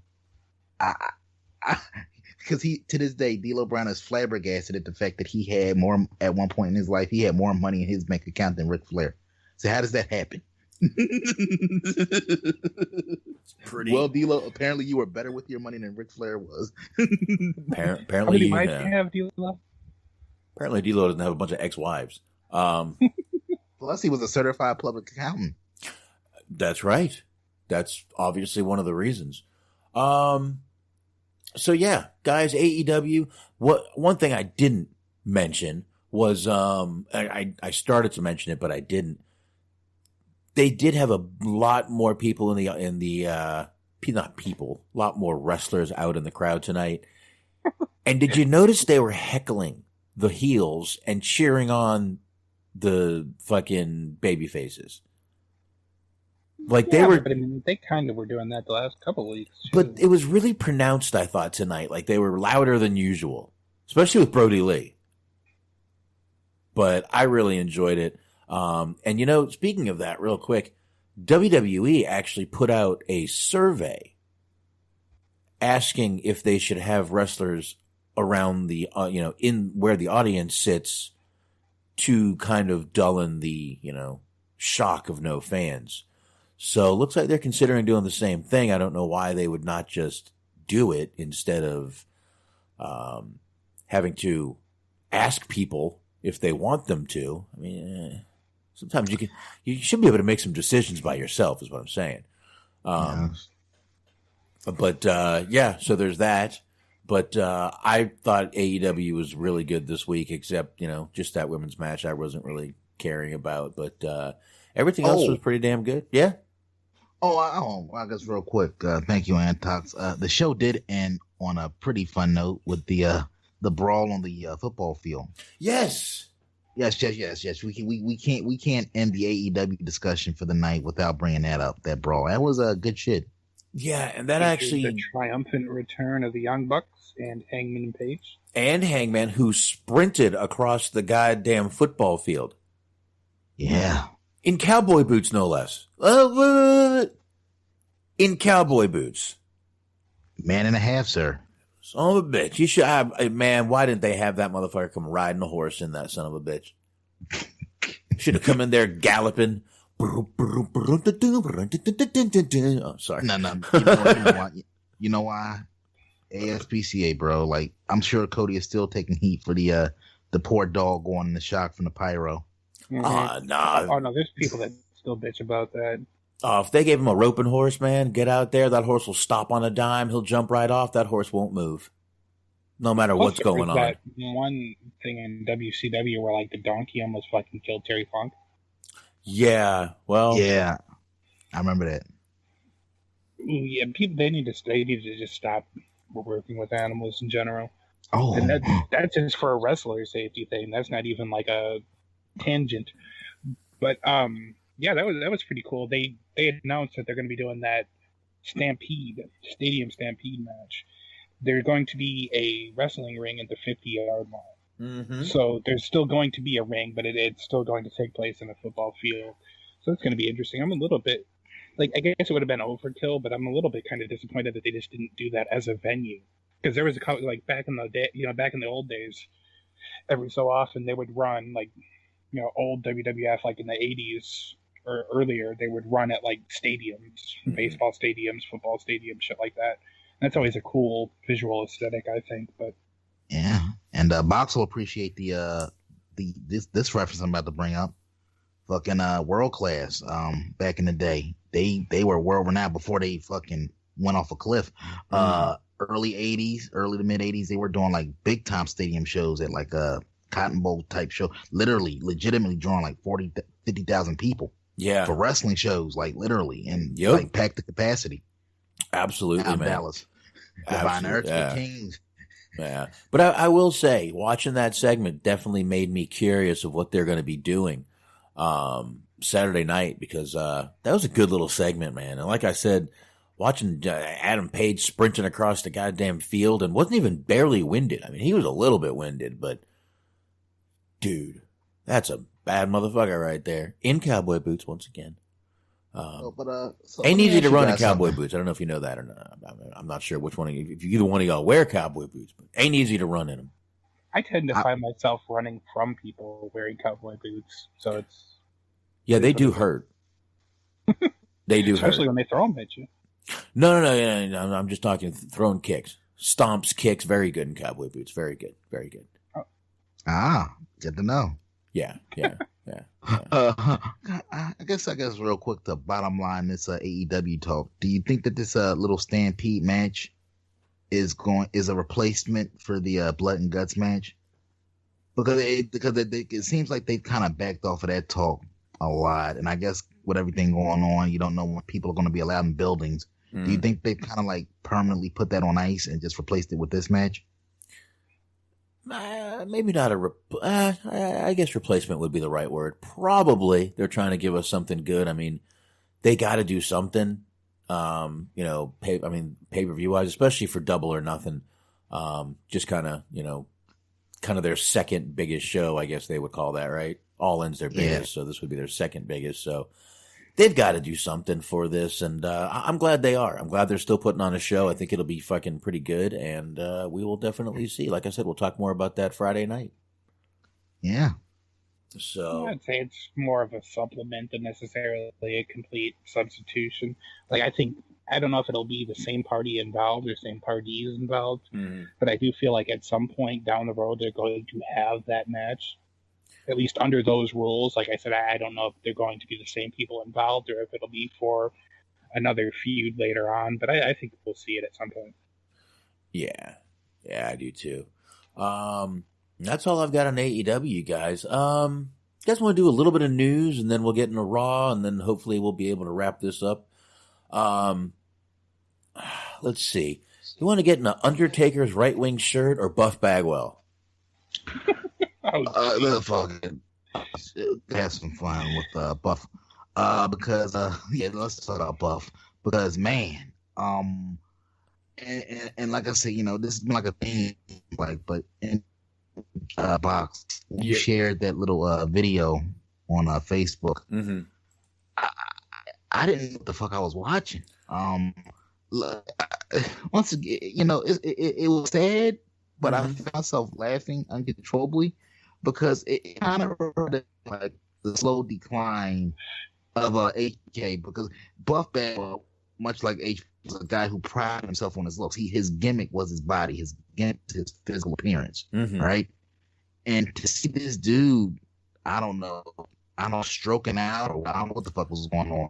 Well, cutting a promo, I didn't describe what I watched. Yeah, was he cut a promo, or was he just like cracked out? I've got not only the promo, but I do have a little explanation that he did also. And Anthony, you're breaking up for some reason. Man, you're having all kinds of fucking issues tonight. No, it wasn't just you, Smart. I promise you it wasn't. I kept checking my signal strength, and I was getting like almost all 5 bars. So I was like, I don't know. Yeah, I shut my video to see if it was me slowing it down, but saw that too. Yeah. Yeah, it doesn't seem like it. But what I'll do is, while Anthony's trying to fix that, let's go ahead and play the Cameo. This was a Cameo shout out. I guess obviously Buff Bagwell. We need to go on Cameo one Friday night and just have a blast with some of the wrestlers. I wanted to do this for so long. You have no idea. Please, it definitely needs to happen. Just the idea of like who's worth it and who we'd actually be willing to waste money on. And maybe get the price. Because I think like Joey Ryan wants like $60. It's just fucking ridiculous. Yeah, we'll have to maybe next Friday we'll do that. But anyway, let me get some volume here for you gentlemen. And let me go ahead and hit this, and here we go. I am Buff, I am the stuff, and the girls just can't get enough. I know you kidding me. I've got a broke face, and I'm still good looking. Look at me. Do not adjust your screen. I'm still this good looking. Are you kidding me, brother? But at the same time, this shout out goes to Dan. Eliza tells me that you're going stir crazy being locked locked in during this virus shit. Well, guess what, motherfucker? We all are. Are you fucking kidding me? Shit. I'm about to tear my own house up right the fuck now. I'm thinking about putting a chokehold on my girlfriend, who's also the cameraman, just to end this motherfucker. I'm over it. But fucking, hold on. Okay. But cheer up, bro, because you still have TV, YouTube, so you can toss back a six-pack and watch a few. Okay, the video cut out for a second there. I don't know why, but Mercy. I'll try to get it back here. I don't know what the hell happened. Let me just refresh the screen for a minute, and I'll try to get right. It was only a few seconds left, but give me just 1 second. Here we go. Give me a second. We will right about... Here we go. YouTube. Whatever. So we'll go from here. Toss back a six-pack and watch a few great matches. But for right now, put on the Grateful Dead and rip nuts. I'm telling you, that's what you do. Buff Daddy is out. Okay, so Buff Bagwell is doing this promo. He has on the hat, the sunglasses. He has on a North Carolina NC State football shirt, and he has a fat lip. His nose looks busted up. That would be his right eye is black and blue. His left eye is black and blue. Under his basically up by his nose and cheek is black and blue. It looks like he got into a fight. Now, did you guys see this, or is this or are you just hearing this? Which one? Nah, I saw it when you posted it, a day or two ago. Okay. Smart, you too? Yeah, I'd actually saw it like an hour before you posted it, and then I was like, oh, no, I'm going to have to listen to this again. It was unsettling. You didn't have to. I appreciate it, though. But, yeah, this was very unsettling, and I saw the same comment over and over. Did Buff have a stroke? According to him, he put out an 11-minute video with an explanation. No way I'm playing the 11-minute video. In the video, I did watch a chunk of it. He says he was drunk, and when doing the video, he did it because they're time sensitive. I guess you only have a certain amount of days, and then it runs out, and you either do or it goes away. I don't know if that's true or not. I don't have a fucking Cameo. Nobody wants to hear from me. But anyway, he said he was drunk. He said he fell down the day before. Did this look like the day before? I'm sorry. I don't mean to completely derail your point. But Sheen in the chat room just puts METH. You know, I will play a little bit of this, but again, I'm not playing the whole thing. I will play just a couple minutes of it. He tries to explain. Maybe I'll fast forward a little bit, and we'll do a little. You know what? Let me start it. Well. Marcus Alexander Bagwell has done it again. He has got a ton of heat for something that really was not that big a deal. Dude, first of all, let me say I'm real sorry. How that came about was I had a cameo. We had like 14 cameos to do. And it was coming down to where the time was going to run out. And if I didn't do the cameo, this person that ordered a cameo, it ain't the money, it's the point. Because I care about my fans. And I wanted to get it in. And my girlfriend was begging me, no, don't do it. You're drunk. It's late. That was late at night. And it was just, she begged me not to do it, but we did. But I wanted to go Facebook Live and let everybody see that I am still buff and I'm still the stuff. But at the same time, we all have things that we've done in our lives that were bad that we wish we wouldn't have done, or something you look back on. But to be totally honest with you, when I watched it back, I thought it was kind of funny. I really did. I mean, it was obvious I was fucked up, and it was obvious, but the things that we don't talk about are... All right. Honestly, this is... he starts getting into the fact that his mother has dementia and it's tearing apart his family. That's horrible. Absolutely horrible. Not sure why he's bringing up on this video. But he does that. Then again, and then he says, I fell down the day before when I was sober. Anyone think he sounds fucked up in this video? Besides me? Absolutely, man. Okay. No. Okay. You're not alone on that. I mean, look, obviously the mom thing, I hope she pulls through. I mean, I hope the family pulls through. That's horrible. So right. There's no jokes there. So wish him and the family the best on that note. Mm-hmm. Obviously, that's a big thing, a big personal thing that he got going on there. He seems to be self-medicating, which is absolutely not the thing to do. Never. Also, I would recommend just stepping away from social media because it just seems to be exacerbating a lot of deep-seated issues. The dementia with his mom notwithstanding. I just think that, if he has anybody in his life that cares about him, a friend, family member, somebody, just turn off the phones, turn off the computers, and just, maybe seek some therapy and just, I don't know, just talk to somebody. Stay away from the bottles and stay away from the booze and the internet. Yeah, Bodzilla in the chat. Good to see you back, Bodzilla. Been a while, man. He said he fell down. His lady is beating him. Is his wife Ronda fucking Rousey? Because he looked fucked up in that first video, man. That's some fucking Maisha Tate shit right there, man.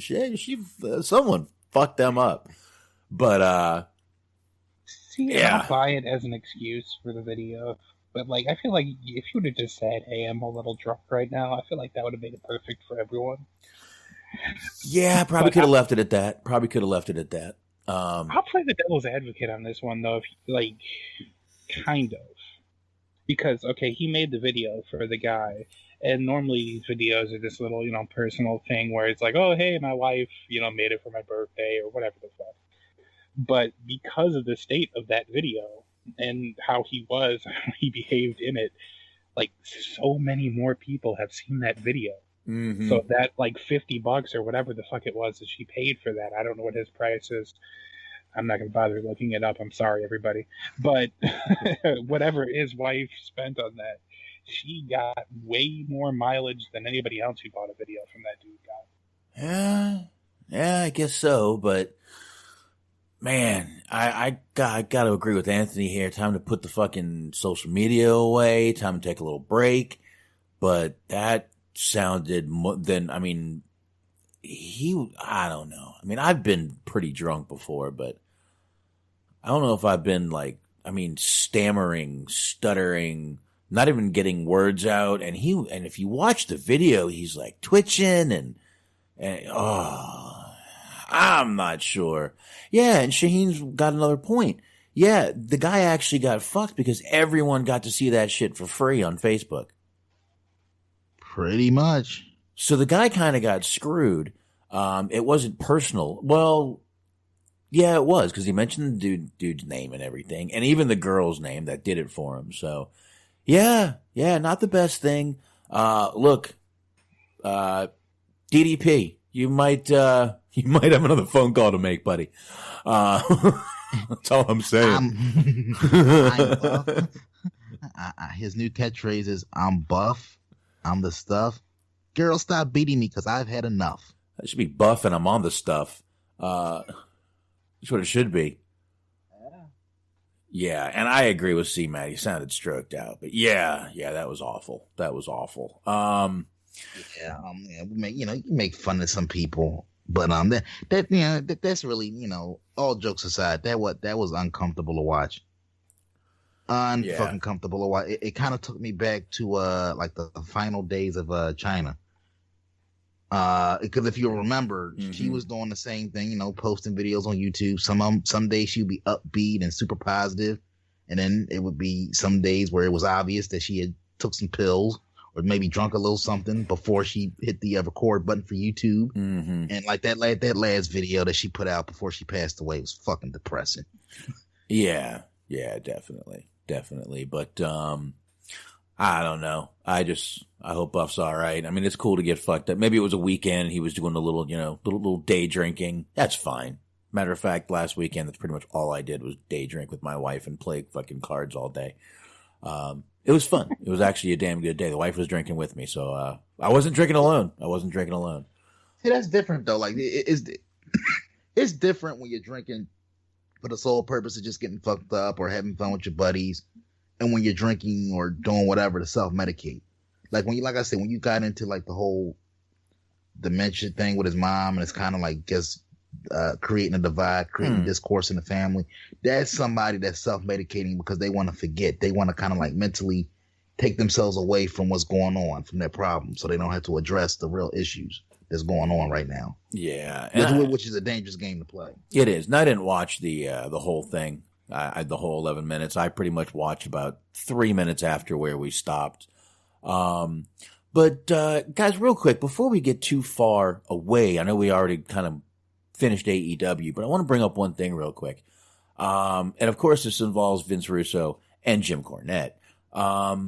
Vince Russo thinks AEW needs, of all things, writers.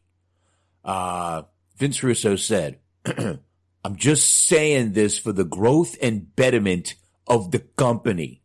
I've been watching at AEW Wrestling from day one. If they want to grow their audience, they need television writers. Long matches with predictable endings are not going to bring in new viewers. My opinion, Russo wrote. First of all, let's get the opinion. Guys, do you agree or disagree on this?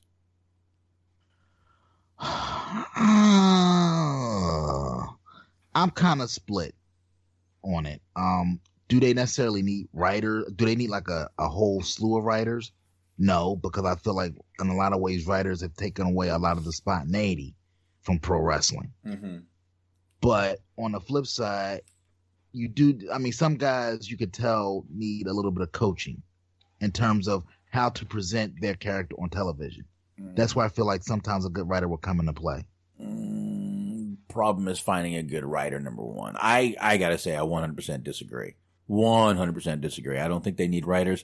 And you know what? I hate to say this, but if as long as they don't have writers and the guys that need coaching, maybe you need to come back another time. Sorry. That might be what they eventually need to do. Sink or swim, man. One thing we've always said about WWE, they need to do that with more people. They need to get rid of these fucking writers and let people either listen. Ricochet, sorry, buddy, you can't talk. You either need a fucking manager or maybe you should be on 205 Live, which really doesn't exist anymore. Whatever. Sorry, just can't fucking do it. But I completely disagree. Smart? Well, yeah, I mean, I guess just kind of get to the actual question. Do we want to see Vince Russo as the booker? No. Right. No. That's what he's really, like Shaheen said, that's really what he's angling at. Of course. I think you guys should friggin' hire me, bro. I got this sweet idea. Okay, see what happens is we put Penelope Ford up on a pole, bro, and then Tony Schiavone's on the other pole, bro. And they have water guns, but they're actually filled with chloric acid, but we don't tell them. And TV. Yeah, and Britt Baker, guess what she is? She's injured all the freaking time is what she is. She's a fucking clown dentist. Eh? Bro. And then we take Marko's Stunt and he's a teen mom. Bro. This is the best shit you've ever seen in your life, bro. almost fainted at the idea of Marko stunting a team up. I was laughing so hard I couldn't get air into my lungs. Also, ironically enough, I need a minute here. Clown Dentist is actually something that happened on the TV show that I was talking about when we did Hollywood Hangout, BoJack Horseman. They actually had that idea. Okay, you're ruining all my funny stuff tonight with actual facts, you fucking dick. Stop with the facts, man. It was funny here, but the Marko stunt teen mom thing. Oof. Oh, all right. I like it. I want to see that now. I actually want. Somebody needs to fucking, even if it's a gimmick, a parody, I don't care. That needs to be made. Marko stunt, teen mom. Yeah, you don't fucking know me, okay? Yeah, I like that. Shaheen, you can steal that, buddy, if you want to. I'm good with that. Of course, whenever Vince Russo says pretty much anything, some Cornette, I don't know what Cornette called the corny army or whatever you call them. Cult of Cornette. The cult of Cornette. That makes sense. One of his trying to banjo into the air like the bat signal. All right. I guess real quick, can we, put some of the blame? I mean, like I said, I'm sure Cornette would find a lot of the shit anyway on his own. He would find something to bitch about. Oh yeah. But can we kind of address the elephant in the room that a lot of his cult members are the causes for a lot of these random tangents that he goes off on. Like, even if you agree with Cornette or don't, whether you agree with him or disagree with him, they're the ones that get this motherfucker worked up every single goddamn time. Something even remote. They know the shit he don't like that sets him off. And once again, I'm going to bring up IYH tonight because I can't take credit for this because I heard Jackie Jones over there on In Your Head say this once, and I never really thought about it this way, but he said Jim Cornette, and not only Jim Cornette, but his fans, the cult of Cornette, is really horrible for wrestling because, number one, Jim Cornette shits on a lot of wrestling that a lot of people like. And this cult of his just follows him and also hates wrestling. So now we have this whole breed of people who hate wrestling. And even if something good happens, they just hate it. And Jim Cornette just fucking throws fuel on that fire with every fucking podcast and everything he does. Now, I added a little bit to that, but that was the gist of what he was saying. I just didn't want to take credit for it because that was the first place I heard it, and I wanted to say that. But it's really a strange way to think about it when one guy, because of I don't know how many followers he has or how many downloads he gets, but I'd assume it's a damn good amount. It's Jim Cornette, goddammit. And all those people that follow him. And trust me, I see when someone jumps on Cornette, those fans are savages, bro. Yeah. Bro. And the fucked up thing about it is you're dealing with people that don't have minds of their own, that are basically blindly following everything Corny said. At least, look, put it to you like this. At least with Cornette, you can say he has his own original opinions. The shit he says, obviously, he exaggerates a lot of it just for the sake of the podcast and, shock jock material, things like that. But his opinions are his opinions. You have these fucking neckbeards that are basically co-signing shit just to feel like they're a part of something. Hey, I'm a part of a cult. Right. I don't have my own opinions or my own thought processes on what wrestling should or shouldn't be. But, Cornette, he believes this, and I like Cornette, and he has a little fan base that, if I, I can tag along with these guys, they can be my friends, and we can like a bunch of shit and, fight the good fight for Corny whenever he needs us. That's all that is, man. You're dealing with people that don't have minds of their own, that are basically looking to feel like they're a part of something. Yeah, you're right. Smark, what about you over there?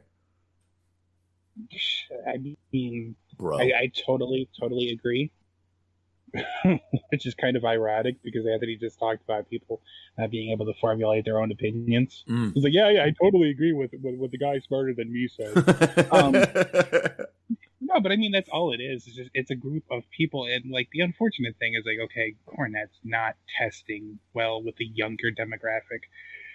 So you've got a group of fucking balding 40-year-old, 50-year-old men, typically in states that Box and I are at.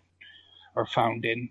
Jeez. And they're just sitting there. They're these fucking old men just sitting there pounding away at their keyboard. Like, come on, Cornette, hate the thing that I hate. Jeez, I don't want to formulate words. Thank God I'm so not balding. And then they fucking like swarm on people. And just fucking whoever he hates, they hate, and they send him all these fucking tweets, and they're constantly just fucking going all over and attacking people on social media. And it's like, it's just, and especially if you're one of the people that bothers like firing back at Cornette, which is just a really fucking fruitless endeavor because you're only feeding the fire and giving him the attention that he wants. You're just helping him stay relevant, which is not a thing that we need in 2020. But be that as it may, it's fucking lame. Like that's it. Yeah. As far as I'm concerned, like we were talking about when he got let go of NWA, I don't personally think he's contributed anything in the last like fucking 20 years or so. And it becomes exhausting that he and Russo, but at least Russo's kind of stepped back a little bit. Because there was a period where like say what 2013 14 maybe where anytime he fucking opened his mouth it was on a dirt sheet somewhere, and it was just like, oh, I don't care what he thinks about New Japan ever. And look, I mean, I put it to you like this: Russo at his absolute dog shit worst, at least you can say with Russo, it's not a lot of the shit that he said over the years. Yeah, you can say it's idiotic, but that's the worst you can say about it. It's an idiotic opinion. He's never gone off the rails as much as Cornette has in terms of the language and just in terms of the, vitriol, the hatred. Mm-hmm. Like literally, I get it. He spent his entire life in wrestling. Every relationship he's formed outside of his immediate family has been cultivated through pro wrestling. We get it. You love it. But goddamn, when you're wishing death, I think I had to kind of like jump off the Cornette bandwagon when I heard, when he was wishing death on the Orange Cassidy kid. Like, look, I get it. He's not your cup of coffee, man. But Jesus, wishing death on people because you don't like the way they wrestle, or you don't like the gimmick. That's a bit much for me. Oh yeah, definitely. But I mean, he didn't say anything horrible here. He did kind of tell Vince Russo, basically he said exactly, I can say with almost 100% certainty that the only thing that can make AEW TV worse is writers. So at least he did agree with us on this, that they don't need writers. But I agree with the whole Cornette thing though. He's just breeding hateful people, and that's not good and the bad thing is, unfortunately, like Smart was saying, they're just not going to think for themselves. And thank God I'm not balding, because I kind of hit two of the three things you said. Me too. I happen to be white and in the South, but I'm just saying, like, this whole fucking idea of just like, well, I trust what he says, so everything he says must be how I feel. Like, what the fuck? It's just, ugh. Yeah. And like, his whole thing is he's just trying to protect the integrity of wrestling, but it's like, I feel like he's overcompensating. I feel like he always wanted to be in the ring, and he just wasn't quite good enough, or just didn't have a body type at the time, which is why I feel like he always harps on people for their body. It's like, dude, you're not. No one wants to fuck you either, buddy. It is what it is.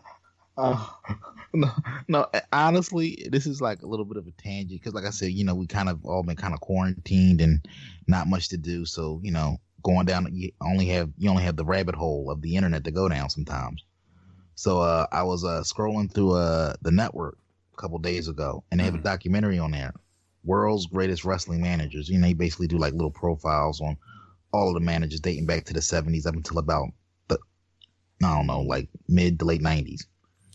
And when they got to Cornette, it was funny. Everybody kind of put him over.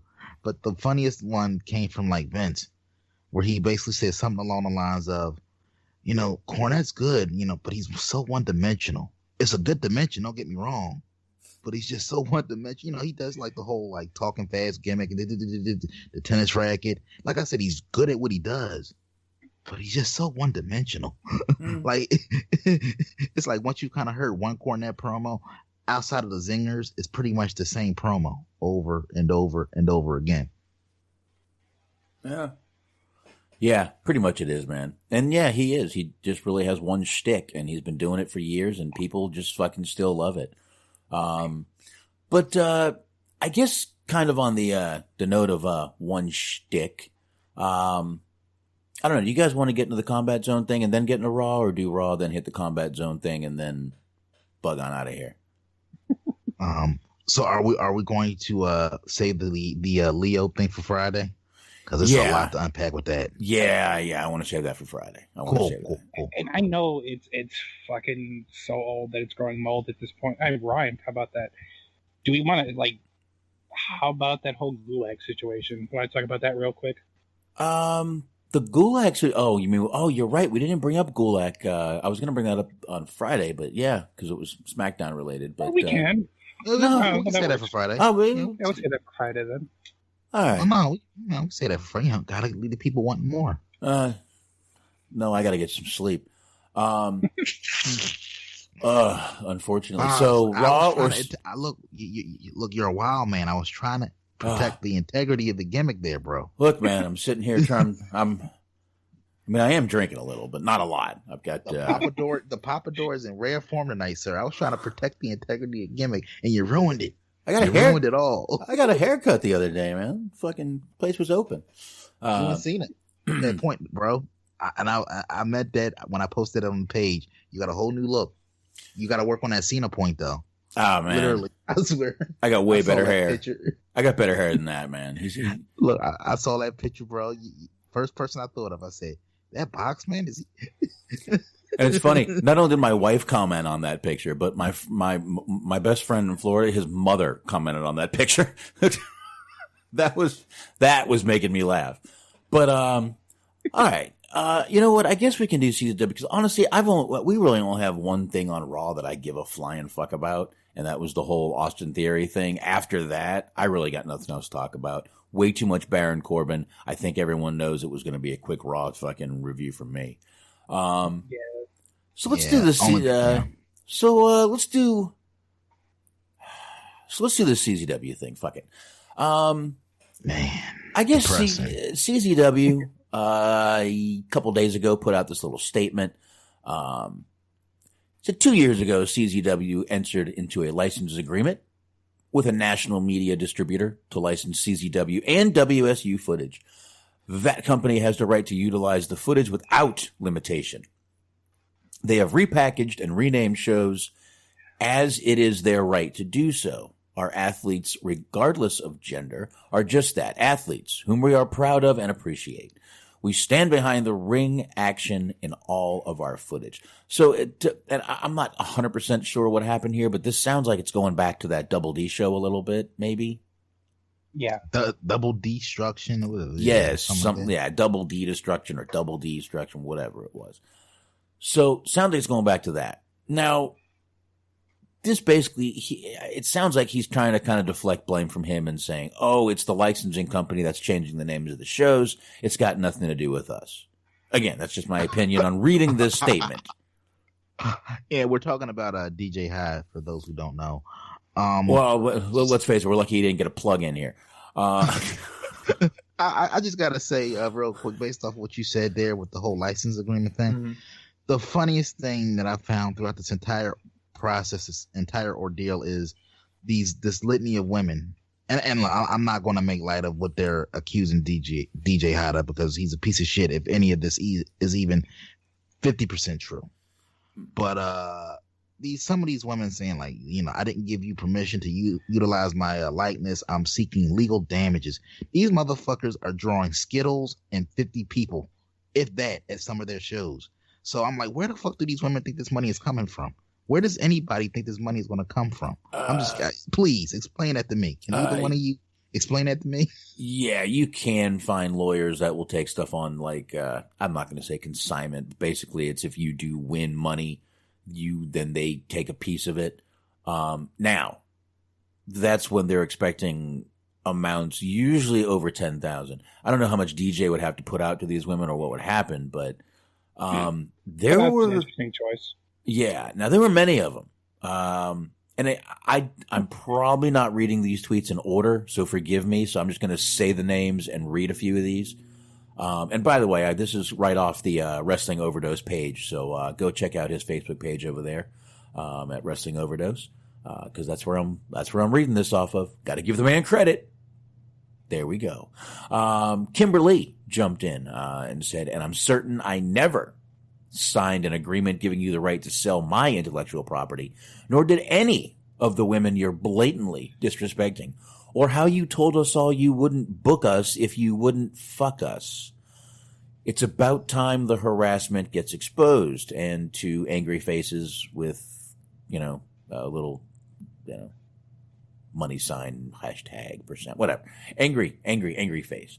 But, all right, so there's one. And by the way, the exact, if that's exact words, wouldn't book you if I wouldn't fuck you. Wow. That sounds familiar to when, a certain booker told AJ Lee that she was unfuckable, which is why she wasn't on TV. And I actually have another little clip. I don't know if you guys are familiar with Sozio. He was a former CZW world champion. He actually put out an interesting little video from a shoot interview, ironically enough, that he did under the CZW banner, where he buried the fuck out of a DJ. So keep on talking, Box. I'm gonna see if I can find that real quick. No, we've had, trust me, dude. Me and Shaheen on the old THT had plenty of people openly bury DJ and then go to work for him the next week. Tara Calloway chimed in. Fuck CZW. Fuck them for trashing the women that work for them. Fuck the dipshit owner that broke my neck and didn't give a fuck. Fuck hiding behind bullshit excuses instead of owning up to your mistakes. Fuck screwing over the boys. Jesus Christ, it's not hard to be a good person. That was Tara Calloway, and that was a couple days ago. Jordan Grace, say what you want. She chimed in. Let's hear her out. Just so everyone is aware, there are many women already speaking to lawyers about this, as releases were not signed to authorize licensing footage for profit and distribution. Now that is where the lawyers would make their money, Anthony, off the profit and distribution. Gotcha. There you go. So you mean off all 6 DVDs that a DJ might have sold? Yes. On any given weekend? Yes. They would get like 50 cents on the dollar per one. Correct. Gotcha. Correct. So this lawyer would be banking money, obviously. And I did send you that clip in Messenger, sir. I'll get to it in just a second here. And Jordan Grace, once again, I guess something else DJ said. I could fuck any of y'all anytime I want. Sound familiar? ? I got a couple more of these here. Rain of Sky. Did that fucking hit hard? I won't book you on my show because I don't find you fuckable. One of the main reasons I parted while still a student. And he's telling a woman this. Joey Janela decided to chime in here even. Hey, I was wondering if any of you guys had any information how I can rent Bitchin' in the Kitchen, Killers in the Ring. Big-chested, curvy female fighters go from housewives to hot, hardcore grapplers. Thanks. Bad boy tried to add a little bit of levity. Obviously, Solo Darling put out not only a statement, but a picture. Actually, someone else put out the picture. It says, don't worry. Solo Darling said, don't worry. He just wanted to make and she put a peach, ass, the face of the company. So I'm sure that was just micro content. And there's actually a picture of him snapping a picture of Solo Darling's ass. Someone posted it. That picture didn't look creepy at all. No, not at all. It just looks like, it looks like right before an episode of Cops starts. Looks like a Rob Feinstein video that never got released. Well, that there would not be a female there. And next person is referee Chris Levin. Jesus. He said, I worked at CZW from 2011, 2013. I am grateful for the opportunities received and lessons learned. I also dreaded going there every month because of its toxic atmosphere, rampant bullying, misogyny, and outright dangerous business practices. Glad things are finally coming to light. That's a referee. And of course, MJF. Oh, you forgot racism and anti-Semitism. So, real quick, can I just add something to this?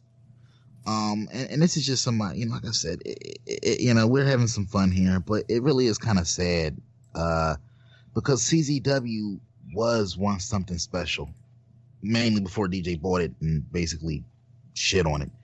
The saddest thing, honestly, if I take a step back, besides just years upon years of mismanagement at this point, is the fact that this is just like, to me, the final nail in the coffin in a lot of ways, because obviously we live in a very, very much a cancel society, and it's just a damn shame that so many people that never heard of CZW, this is their first exposure to it, right? And this story is like their first exposure, and they're going to think that this is a company that's been trashed from the very beginning. Once you hear about this type of shit, they're not going to bother to go research and say, oh, this was actually a solid company that produced a lot of talent for a good 10 years before it went to shit. They're just going to think, oh, racism, anti-Semitism, and, women getting harassed. Fuck this company. They're going to think it was a trash-ass promotion from the very start. They're going to think it was WWE. Yeah, and I'm just saying, man, that's a disgrace, man, because there are a lot of people that put a lot of blood, sweat, and tears into making that company something special. A lot of them no longer with us. Rest in peace, Justice Payne. Rest in peace, Trent Acid, who fucking should be a millionaire and a half in this fucking business. There's a lot,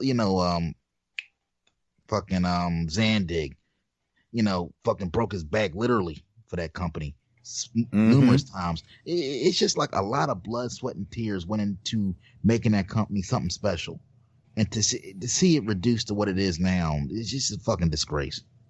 Yeah, but I mean, and let's face it, when you've got all those girls, and even the referee, is even and by the way, Shaheen wanted to give a quick shout out to that referee.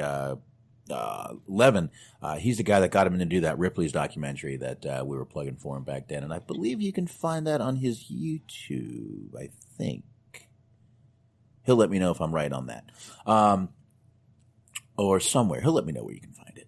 But we can play a little bit of this Nick Sozio thing. It's 4 minutes, so let's go ahead and let me get some volume here, and let's do this. So whatever you're gonna say, let's just talk about DJ Hyde for a second. All right. Okay.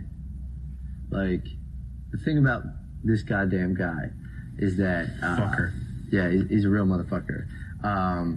DJ Hyde does not want to be a bad person. He doesn't try to be a bad person. He just is. He's just a bad boss. He's a bad communicator. He's a really shitty friend. This is all coming from my experience and the experiences that I've seen from my close friends. A lot of the black and yellow bloodline, as I like to call them, the CZW faithful, the Greg Excellence, the Joe Gacy's, the Black G's, myself. Okay, I've got to stop this and say one thing. He's saying all this. Bottom right-hand corner, CZW logo. Look over his left shoulder, CZW ring turnbuckles. Everywhere, CZW. And he's saying all this right there on this video. And I also want to point out, because he was quick to caption this video on his Facebook page. Basically, he's been saying this shit about DJ for years. I think this interview was done in like 2015, 2016. So it's a fairly old interview, about 4 or 5 years. 2015, yeah. I'm going to play a little more because I want to hear more of that. But yeah, it gets interesting. Trust me. Yeah. Borderline slanderous, but it turns out it might be true. But play some more, Box, please. Slanderous means you're actually lying about somebody and they can prove it. That's what I mean, but well, looks like proof is coming out. Looks like he was just fucking telling the truth and it just took a while to get out. Just throwing that out there, but here we go. Chrissy, and a lot of the people who kind of get left behind on road trips and left behind on international trips and things like that, and because he's so bad at it, people just, you start to hate him. Unfortunately, it grows a hate inside of you, when in reality, you just know that the person's retarded.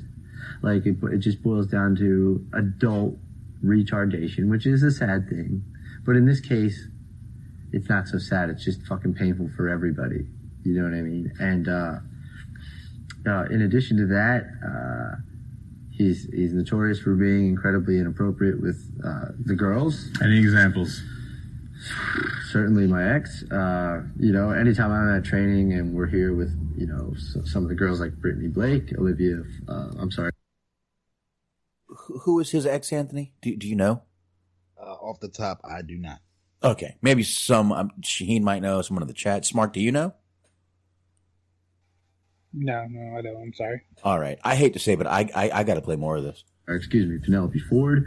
Tie-ups and lock-ups and things like that when we're showing examples just tend to seem last a little bit longer. Like he might be explaining something while this close to somebody, you know what I mean? And it just gets weird and awkward. And let's just, in addition to that, all the fucking road trips that he drags these kids on. And he's always got room in his car for a girl student. But if me or Joe or somebody wanted to go to this booking, it's no, I'm all filled up. So crazy amounts of inappropriateness, sexual deviant level type shit. Bad news, man. Bad news. You can't be like that. Not as a boss, not as an owner, not as a fucking married man. Yeah, he's a liar and a double talker. I think he knows that. There's nothing I'm telling fucking DJ or the world right now that everybody doesn't already know. He's a fucking liar and a double talker and a bullshitter. As it pertains to actually conducting business. This should be his eulogy one day. Yeah, that was going to be on his fucking headstone. As it pertains to being the boss, you got to talk to people. And just to point one more thing out, he's reading bullet points off of cards here. He was ready for this shit, dude. He didn't want to forget anything. Bro, when you go into a shoot and you're writing shit down like this, man, you're like, oh, that too. Yes. Oh, that one too. He was prepared, man. This is a burial. Concise. He hasn't misspoken once, has he? No, this is a burial. And look, even Lou Fisto put out a 4-minute video, basically saying that I'm not a porn star. Don't treat me like one. And this was a message to CZW. I'm not going to play it. This is 4 minutes long.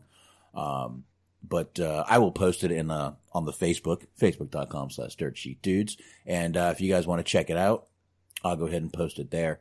And you can go ahead and check that out over there. But yeah, even she put out a video. But dude, this is bad. And I've never heard this video, but holy shit. Yeah, you gotta finish it, bro. I know, like I said, we're breaking it up, but man, the whole shoot interview is actually pretty solid, but the DJ portion is fucking Emmy award winning shit as far as I'm concerned. Just you, Jesus. And it doesn't open play. Literally, he's shish kebab this dude. I'm surprised. Like I said, I know DJ kind of gets a bad rap in a lot of ways. I'm surprised he didn't look at that shit and go I'm not putting this out, or at the very least, edit the shit out of it. Yeah.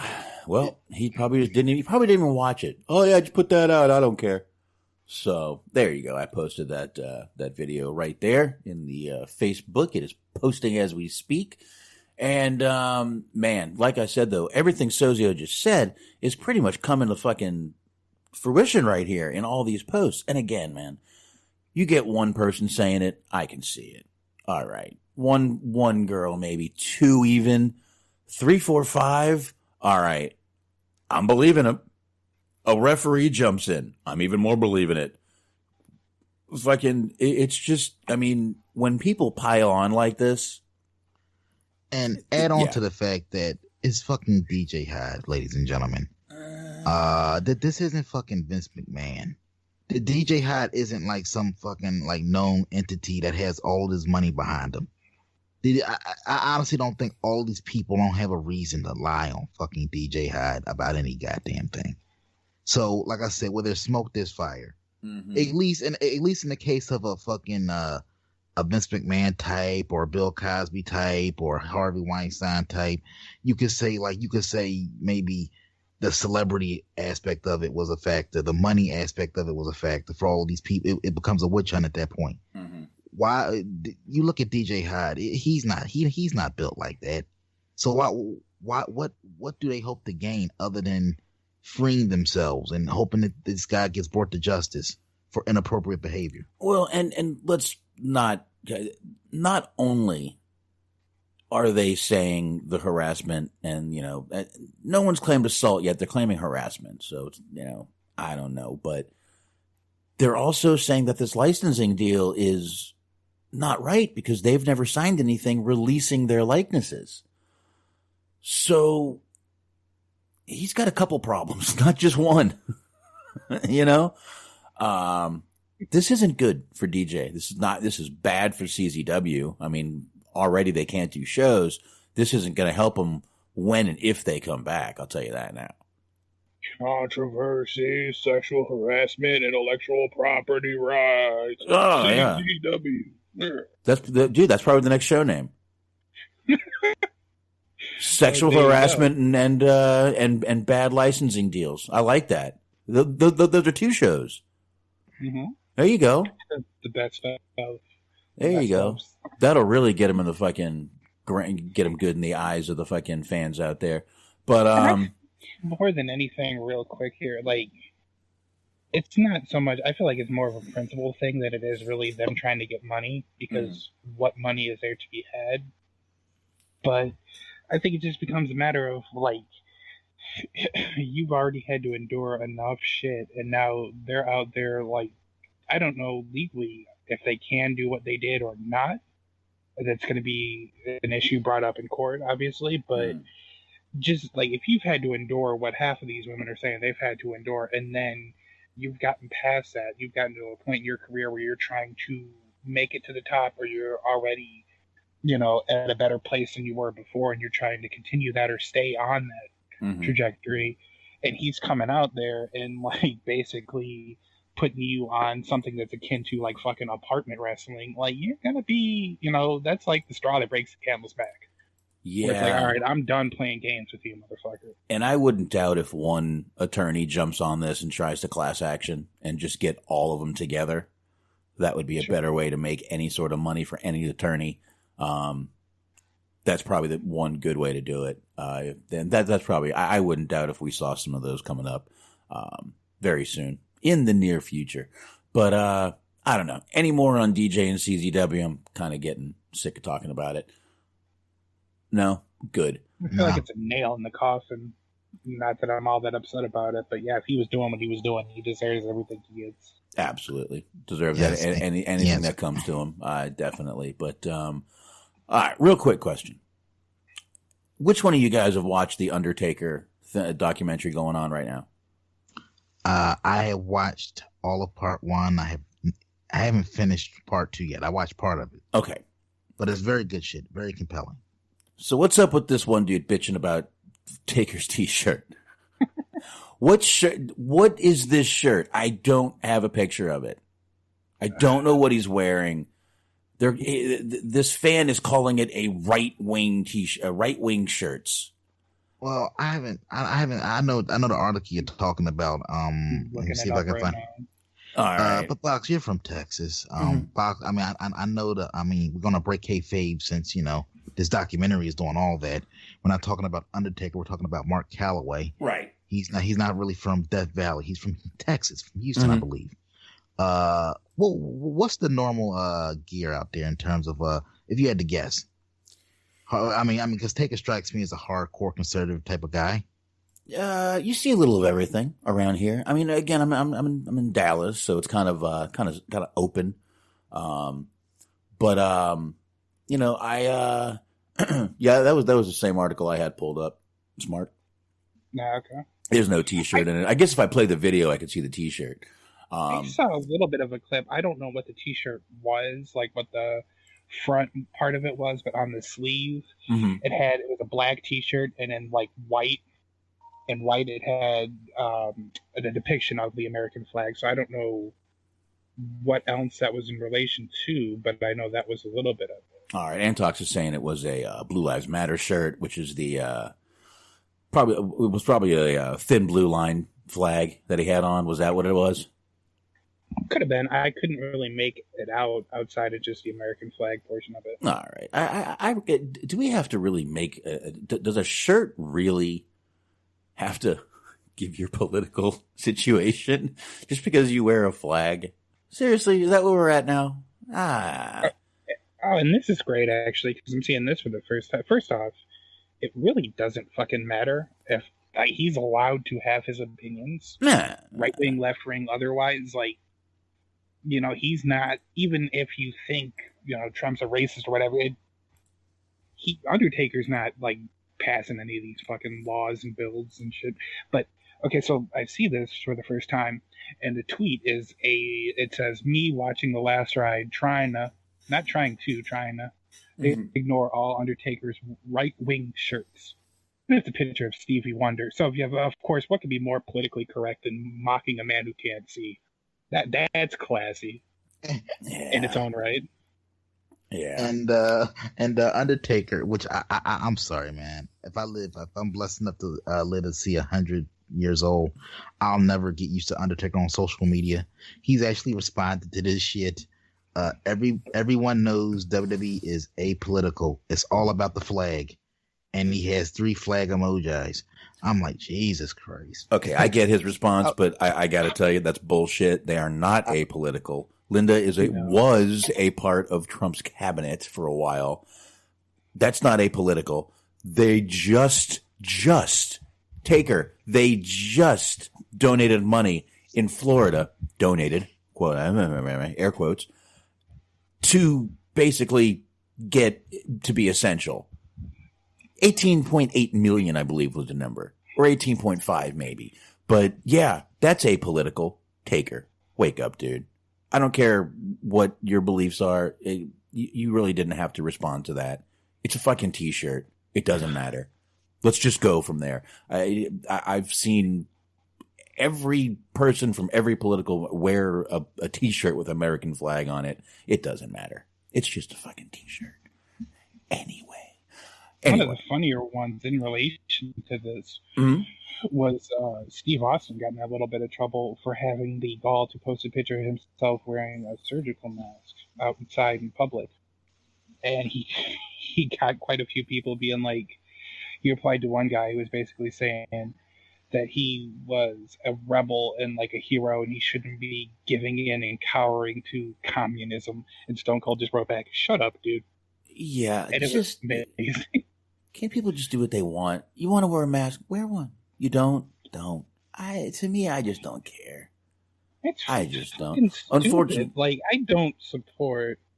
Man, go ahead. Political talk in general, but no, I mean, I you know, we all have our political beliefs and stands and whatnot. But the idea of like, oh well, I can't watch this because the guy's wearing a T-shirt or something that I don't like. Like, unless he's sitting there rocking fucking, you know, swastikas on his T-shirt or just, like, a picture of a dead baby. Like, you know, who gives a shit? Come on. Like, are you really that insecure? Like, have strength in your opinion, your beliefs, and your convictions to the point where you don't need everybody else to confirm your biases. You can actually fucking communicate with people and watch things that don't always align with your fucking outlook on the world, you fucking selfish, narcissistic cunt.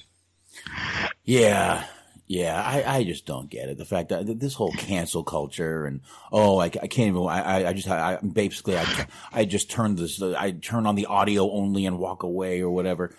Come on, man, just fucking watch it. Shut the fuck up and don't bitch. Yeah, and here's an idea, and this is just me freestyling. You know, I might be wrong on this. Maybe he wore the shirt because he thought it was a cool shirt. He wasn't trying to make a fucking political statement. Maybe he looked in his closet one day or went to the Walmart or whatever and said, "Hey, honey, like this shirt? I like the color on it. Yeah, I mean, like, come on." Yeah, and let's face it, I wouldn't. I'm pretty sure he probably is a Trump supporter, but he's never come out and said it. Honestly, he never has. And you're gonna just make that assumption because of a fucking shirt? Jesus Christ, man. Jesus. Anyway, we spent way more time on that. I really just wanted to see if anyone had a picture of the shirt, and obviously no one does. So, let's get into Raw and then get the fuck out of here. So, anyway, Raw happened a couple nights ago. Yep. Good night, everyone. There actually was 2 things I wanted to mention on there. The Edge Orton thing. Definitely you took one of my things. That was go ahead.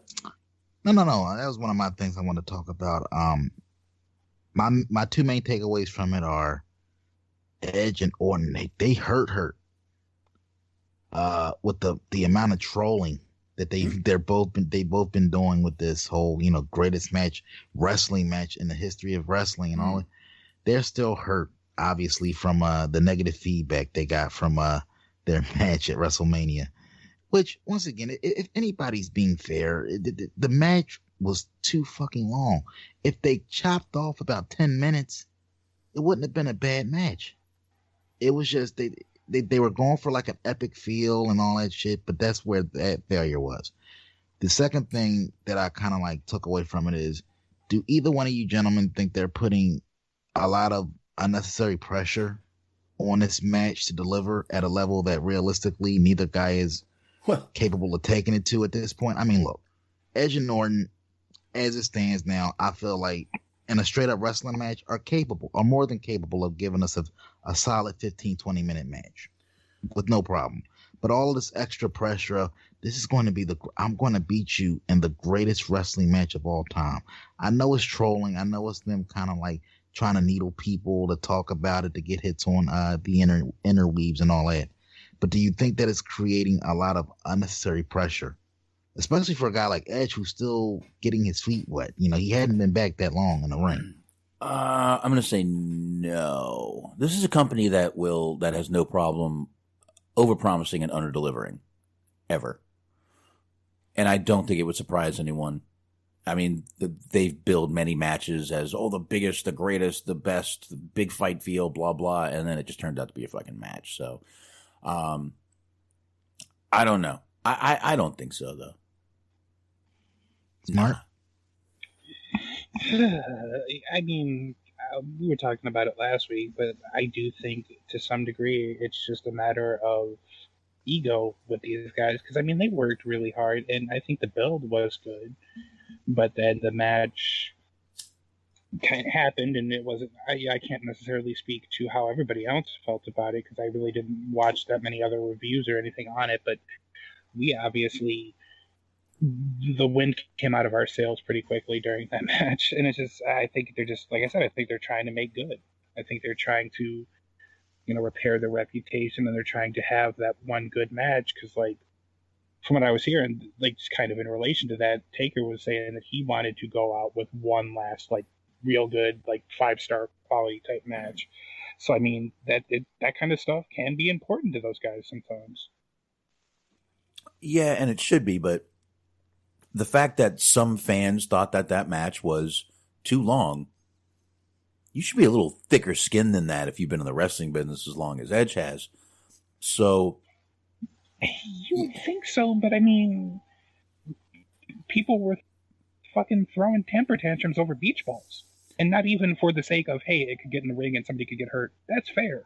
Mm-hmm. But they're saying, you're not paying attention to us. It's like, yeah, they paid money. They're wasting their money. Who gives a shit? Like, okay, if you want them to pay attention, be more interesting.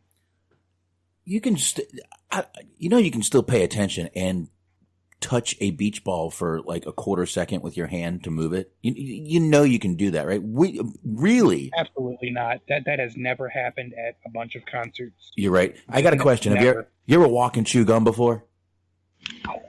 but it is kind of funny that they're basically saying that wrestling fans are so dumb they can't pay attention to more than one thing at a time. Right.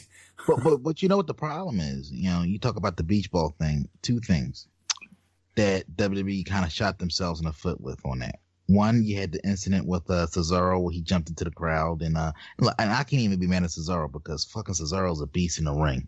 Underrated in so many ways. So I can understand a guy like that getting pissed off at the crowd for focusing more on a beach ball in his match. Mm-hmm.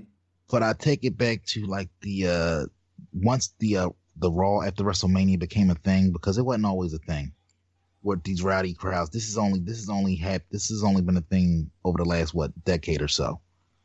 Once WWE started glorifying these fucking crowds about, hey, the night after WrestleMania, you get the rowdiest fans ever from all over the world. And, look what they're chanting. They're chanting the announcers' names. They're playing with beach balls. They're doing the wave. Once you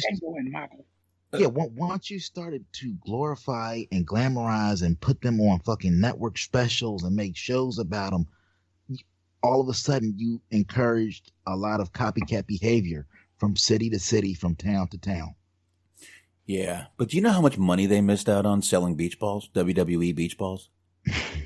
People would buy multiples because you know what? You take them, you blow them up, you hit them, you never get them back. They missed out on money, bro. People would be going back and buying one just to, of course, they would keep one in their pocket to bring home. Dude, they missed out on money with that shit, man. And But I think you have a point by and large, Anthony, with that. But at the same time, I think certain cities that you go to, you know, this stuff was happening. Things like this were happening in like Canada, Chicago, Philadelphia, like before they even made a note to make the whole, you know, rowdiness of post WrestleMania crowds a thing. Right. Yeah. But I liked the beach ball shit in my opinion. But I thought that was a good promo by both of them. Edge, man, just goes out there and fucking just gets intense with the promo. But both of them I thought were really good here. And I guess really the whole Austin Theory thing kind of just ties the whole show together pretty much, right, guys? Yeah. And I'll just say this, and well, I had one more thing, but like you said, the Austin Theory thing is pretty much, and this is, you know, goes back to something I've been talking about for the past few weeks on the show. They wanted to create a moment with him getting kicked out of the group, which is all well and good, but considering we've seen this group get their asses handed to them week after week after week by one person, granted it's the WWE champion, but still, you decimated the group before it really got a chance to make an impact. Which means when this guy got excommunicated from the group, it didn't really pack a punch. I mean, it didn't pack a punch anyway because there's no fans to react to it. But even if there were fans in the building, I guarantee you this shit would have been met with dead silence because we haven't really been given a reason as viewers to care about Austin Theory one way or the other. Right. He was literally like a C squad pick because the main attraction got hurt. Or I'm sorry, he got suspended. No, he got hurt. That's what it was. Andrade got hurt. He was a placeholder. He was a C, like you said, a C squad placeholder. He wasn't anything special. I mean, like I said, the guy's decent in the ring. I'm not saying that, taking that away from him, but there was no emotional investment. You had, you know, Zelina Vega looking fucking just, that woman does no wrong for me in the looks department week in and week out. But you had her talking a big game, but her team under delivering. It's no different than what they had with Paul Heyman. Everybody that he managed outside of Brock Lesnar was a flop because he would come up, talk them up, and then they would get in the ring and under deliver time after time after time. Yeah. And let's face it, Paul Heyman needs to be out there with fucking killers. It's just something fits with him and fucking beasts like Brock Lesnar. So doesn't fit with Paul Heyman and some little tiny guy that's going to go out there and do flips. It just doesn't work. It just doesn't. But I did kind of like the whole, I mean, I wasn't crazy about the way they got him out of the group, but it was kind of expected. And actually, I think last week we even mentioned that was the rumor that Meltzer was talking about, is that he was about to be kicked out of that group anyway. But I do kind of like how they left him outside the ring there and waited until the Aleister Black and Buddy Murphy match. Or I'm sorry, Murphy. Is he just Murphy now? Yeah, the Murphy match. And Rollins just kept staring at him, finally picked him up, and eventually Rollins just put his arms out and told him to go in the ring and beat the shit out of Aleister Black, and he did it. So he's got a new disciple now. And Murphy did not look happy. He looked like he wasn't happy and about to be cucked.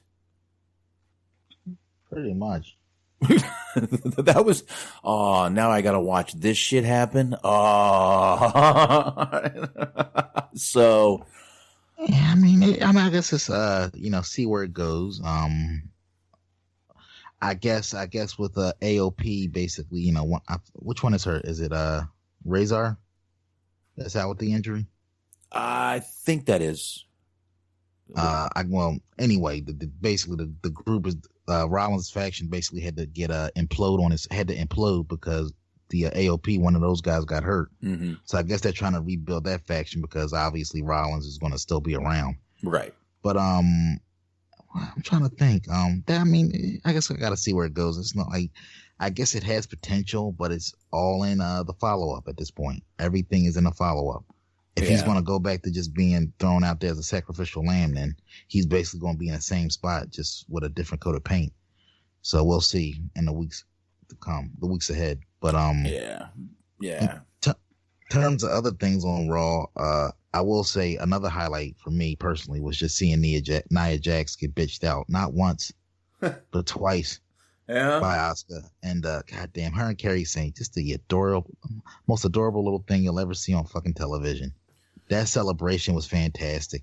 I'm sorry, man. Like, Box, I know, we've kind of like been in the same boat with some of these empty arena shows, but fucking Asuka has been an MVP for WWE in terms of like creating some sense of excitement to what's going on, to the proceedings. Yeah. Yeah, but I really feel like it's weird to say without fans there, but I really feel like this empty arena era of Raw has revitalized her career in a lot of ways. Yeah, definitely. Smart, what do you got on? I guess we can start with the whole Austin Theory thing first for you. You kind of, once again, nice, polite, and silent over there. Mm-hmm. Well, I mean, it kind of, he was brought in. I don't think it was ever intended to be like a permanent fixture within that group. He was kind of just brought in to be a bit of a band-aid and get them through a bit of a tough spot that they were in. And I think he kind of, for the most part, did that job admirably. Easy for me to say. But anyways, I think I like him a little bit better being in Seth's group, because I think right now they want to use him, but I don't think they really know what he is or what they want him to be. I think right now he's kind of just a lump of clay, so it's kind of good. It's very fitting to kind of put him in that group and kind of have Seth turn him into whatever he wants him to be from a storyline perspective. It was a little bit funny though that it was like they got rid of one member of the group and they're like, yeah, let's get rid of the white guy. Let's make sure that we get the white guys in one stable and we get the brown guys in the other stable. It's classic Vince shenanigans. You're absolutely right, Anthony, about the Vega thing, though. I was watching her chastise him, and I was tempted to kind of rewind it a couple of times, but that's neither here nor there. That was good. The Nia Jax thing, I also thought that was fun to watch her get her comeuppance. The one thing, real quick, I want to talk about. It's not too much to talk about in regards to it, but I got a good laugh out of, and I know that's what they were intending to do for the storyline purpose. But the Natalya, after she lost her match, and like she's still in the ring, like trying to pick herself up and shake off her loss, and they're setting up the fucking set for the KO show. It was just making me. It gave me a solid chuckle, because that was obviously what they were intending to do. Because I guess they're kind of having her try to turn heel or bring up some kind of a new element to her character besides her just being everybody's friend. But it made me laugh that in kayfabe they care so little about her that they're setting up the set after she just got done losing and she's still in the ring. Then she starts throwing chairs and Joe's like, she's being real unprofessional right now. I was like, Jesus Christ, you're like burying this poor girl. Basically what I thought when Natty turned heel was this.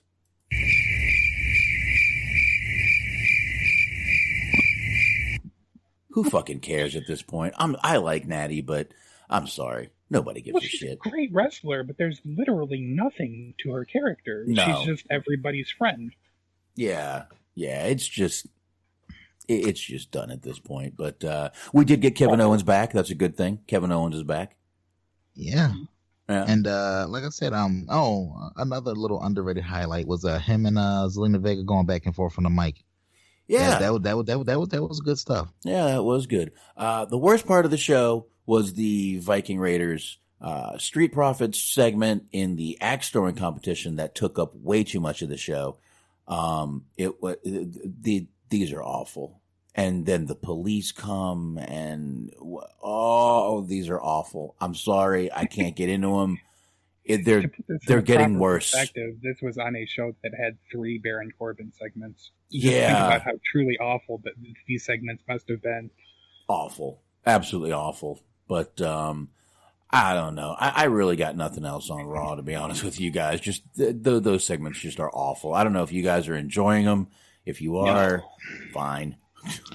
No, I mean, I like comedy and wrestling has its place, but I don't know, not to like beat a dead horse in terms of the Attitude Era talk, but part of the beauty of the Attitude Era or just wrestling in the 90s in general is that so much of the comedy bits came from an organic place. Mm-hmm. They were happy accidents. This shit with the Street Profits and the it's just so forced and so contrived. It's either lame rehashes of jokes like, dude, the black guys are going to school the uncoordinated white guys on how to play basketball. Oh, and then I guess white men can jump. See, a lot of it's just so, it's either stuck in the early 1990s with some of the references, or it's just too forced and contrived. Yeah, it's like none of it comes from a place of genuine, natural funny and comedy. It's just like, no. So yeah, that was fucking brutal. But I'll tell you what wasn't brutal. Something that and no box. I'm not going to review the Corbin main event. Ugh. I'm going to talk about something that came out of it, which was the newfound partnership of one Bobby Lashley and MVP, and it looks like the main event, or at least the title match, because I'm pretty sure Edge and Orton, the greatest match and all, is going to be the main event. But McIntyre's next challenger for the belt, Bobby Lashley. And I gotta say, even though Lashley hasn't necessarily been built up as the beast that he probably should have been 2-3 years ago, he is. I'm looking forward to this match. I'm really looking forward to it and what they can do in the ring. He's at least credible to beat him. You know what I mean? That's which he will. He probably will. I hope not, but yeah, I mean, two big fucking guys. That's definitely going to be a fucking good match. And Lashley's not horrible in the ring, but Drew is definitely good in the ring. So I think it'll end up being a good match. Smart. I think so too. Yeah, it's pretty much all. It's pretty much all I have on that. Then I guess is that it? Then let's wrap it up. Let's do it. It was just a matter of, for me, like, it seemed like there's just so many redundant segments. Mm-hmm. Like, they went back to the same, like, they had, like, 3 plot points, essentially, and they just went back to those over and over. Because there was, like, legitimately, like, 3, maybe 4 of the Street Raiders, or I didn't mean to do that, but we'll call them the Street Raiders anyway. Good enough. Viking Raiders, Street Profits. There was, like, 3 or 4 of those. They did a couple of the, Vega segments. They did a couple of the MVP Lashley segment. Like, it was just the same stories over and over again. Like, and I know that they only have so many people to go to, but it just seemed especially redundant because they did like 3 of the Corbin segments. And Jesus fucking Christ, whoever's idea it was to put Charlotte on all 3 shows should be punched in the face repeatedly. Absolutely. But hey, on a positive note, we got Pretty Ricky. Yeah. This show. And a show that was dominated by the likes of fucking Corbin and Charlotte, there was not enough Pretty Ricky on this show. I wonder how many people realize that's a callback. Because he was doing that in like 2010, I want to say. That was pretty far. But then he did it again. I don't know. We'll see. But, all right, guys. It's late. I got to fucking be up in 5 hours and be happy and peppy for a meeting. So that'll work. All right. Everything else will be on Friday. I'm going to go ahead and hit the music, and we will get plugs done now since we did not do them at the beginning. Just didn't feel right doing them at the beginning, talking about what we were. But, of course, definitely check out Wrestling OD. That is the Wrestling Overdose. You want to check out Shaheen. Thank you for joining us earlier, Shaheen, and talking about Shad with us. Check out all Shaheen's art, nuclearheatshop.com, chairshottees.com, and clotheslinedwithad media.com. Check out the High Marks. Check out Bobby Anthem and Bobby Blades on the Inhuman Experience. Actually, I'm listening to an episode from a few weeks ago with Shaheen on the whole, Pentagon UFO, confirmation stuff. So definitely get in and check that one out too. You can kind of get the best of, both worlds there. And definitely check out Unscripted Wrestling Podcast, Eric, Doug, and Daniel over there. And, of course, shout out to Stephen Milan. Appreciate you sharing the show. Find him on letterboxd.com/Stephen Milan. He's reviewing films over there. Check him out. And of course, to all the shows. And of course, subscribe, rate, review, follow us on Spreaker, subscribe to us on YouTube. You can see us on Facebook, facebook.com/DirtSheetDudes, Stitcher, iHeartRadio, Spotify, Google, TuneIn, Player FM, and go for it, Anthony.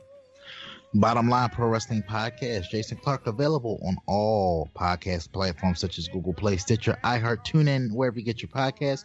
And Rant Time with Ray available on Anchor.fm. Also, there's a YouTube component. So subscribe to her on there. Get some videos and reviews separate from the podcast, which is cool little extra for you. So, yeah, check those out. There you go. And of course, chat room. Appreciate everybody coming on in. Antox, Sean, S1, Wrestling OD, Michael Smith, Jesusino, 15, D-Large, Bobby Anthem, Raider Dre, Bodzilla, Christopher Kane, Constable, So Boring, C-Matt, 420, and of course, Weebs. Appreciate y'all coming on in and joining us tonight. And hopefully we'll see all y'all again on Fridays. See ya! Rest in peace, Shad. Much love. Sit a spell, drink some more. Time for the band to hit the door. We're going home. It's time to take the band home.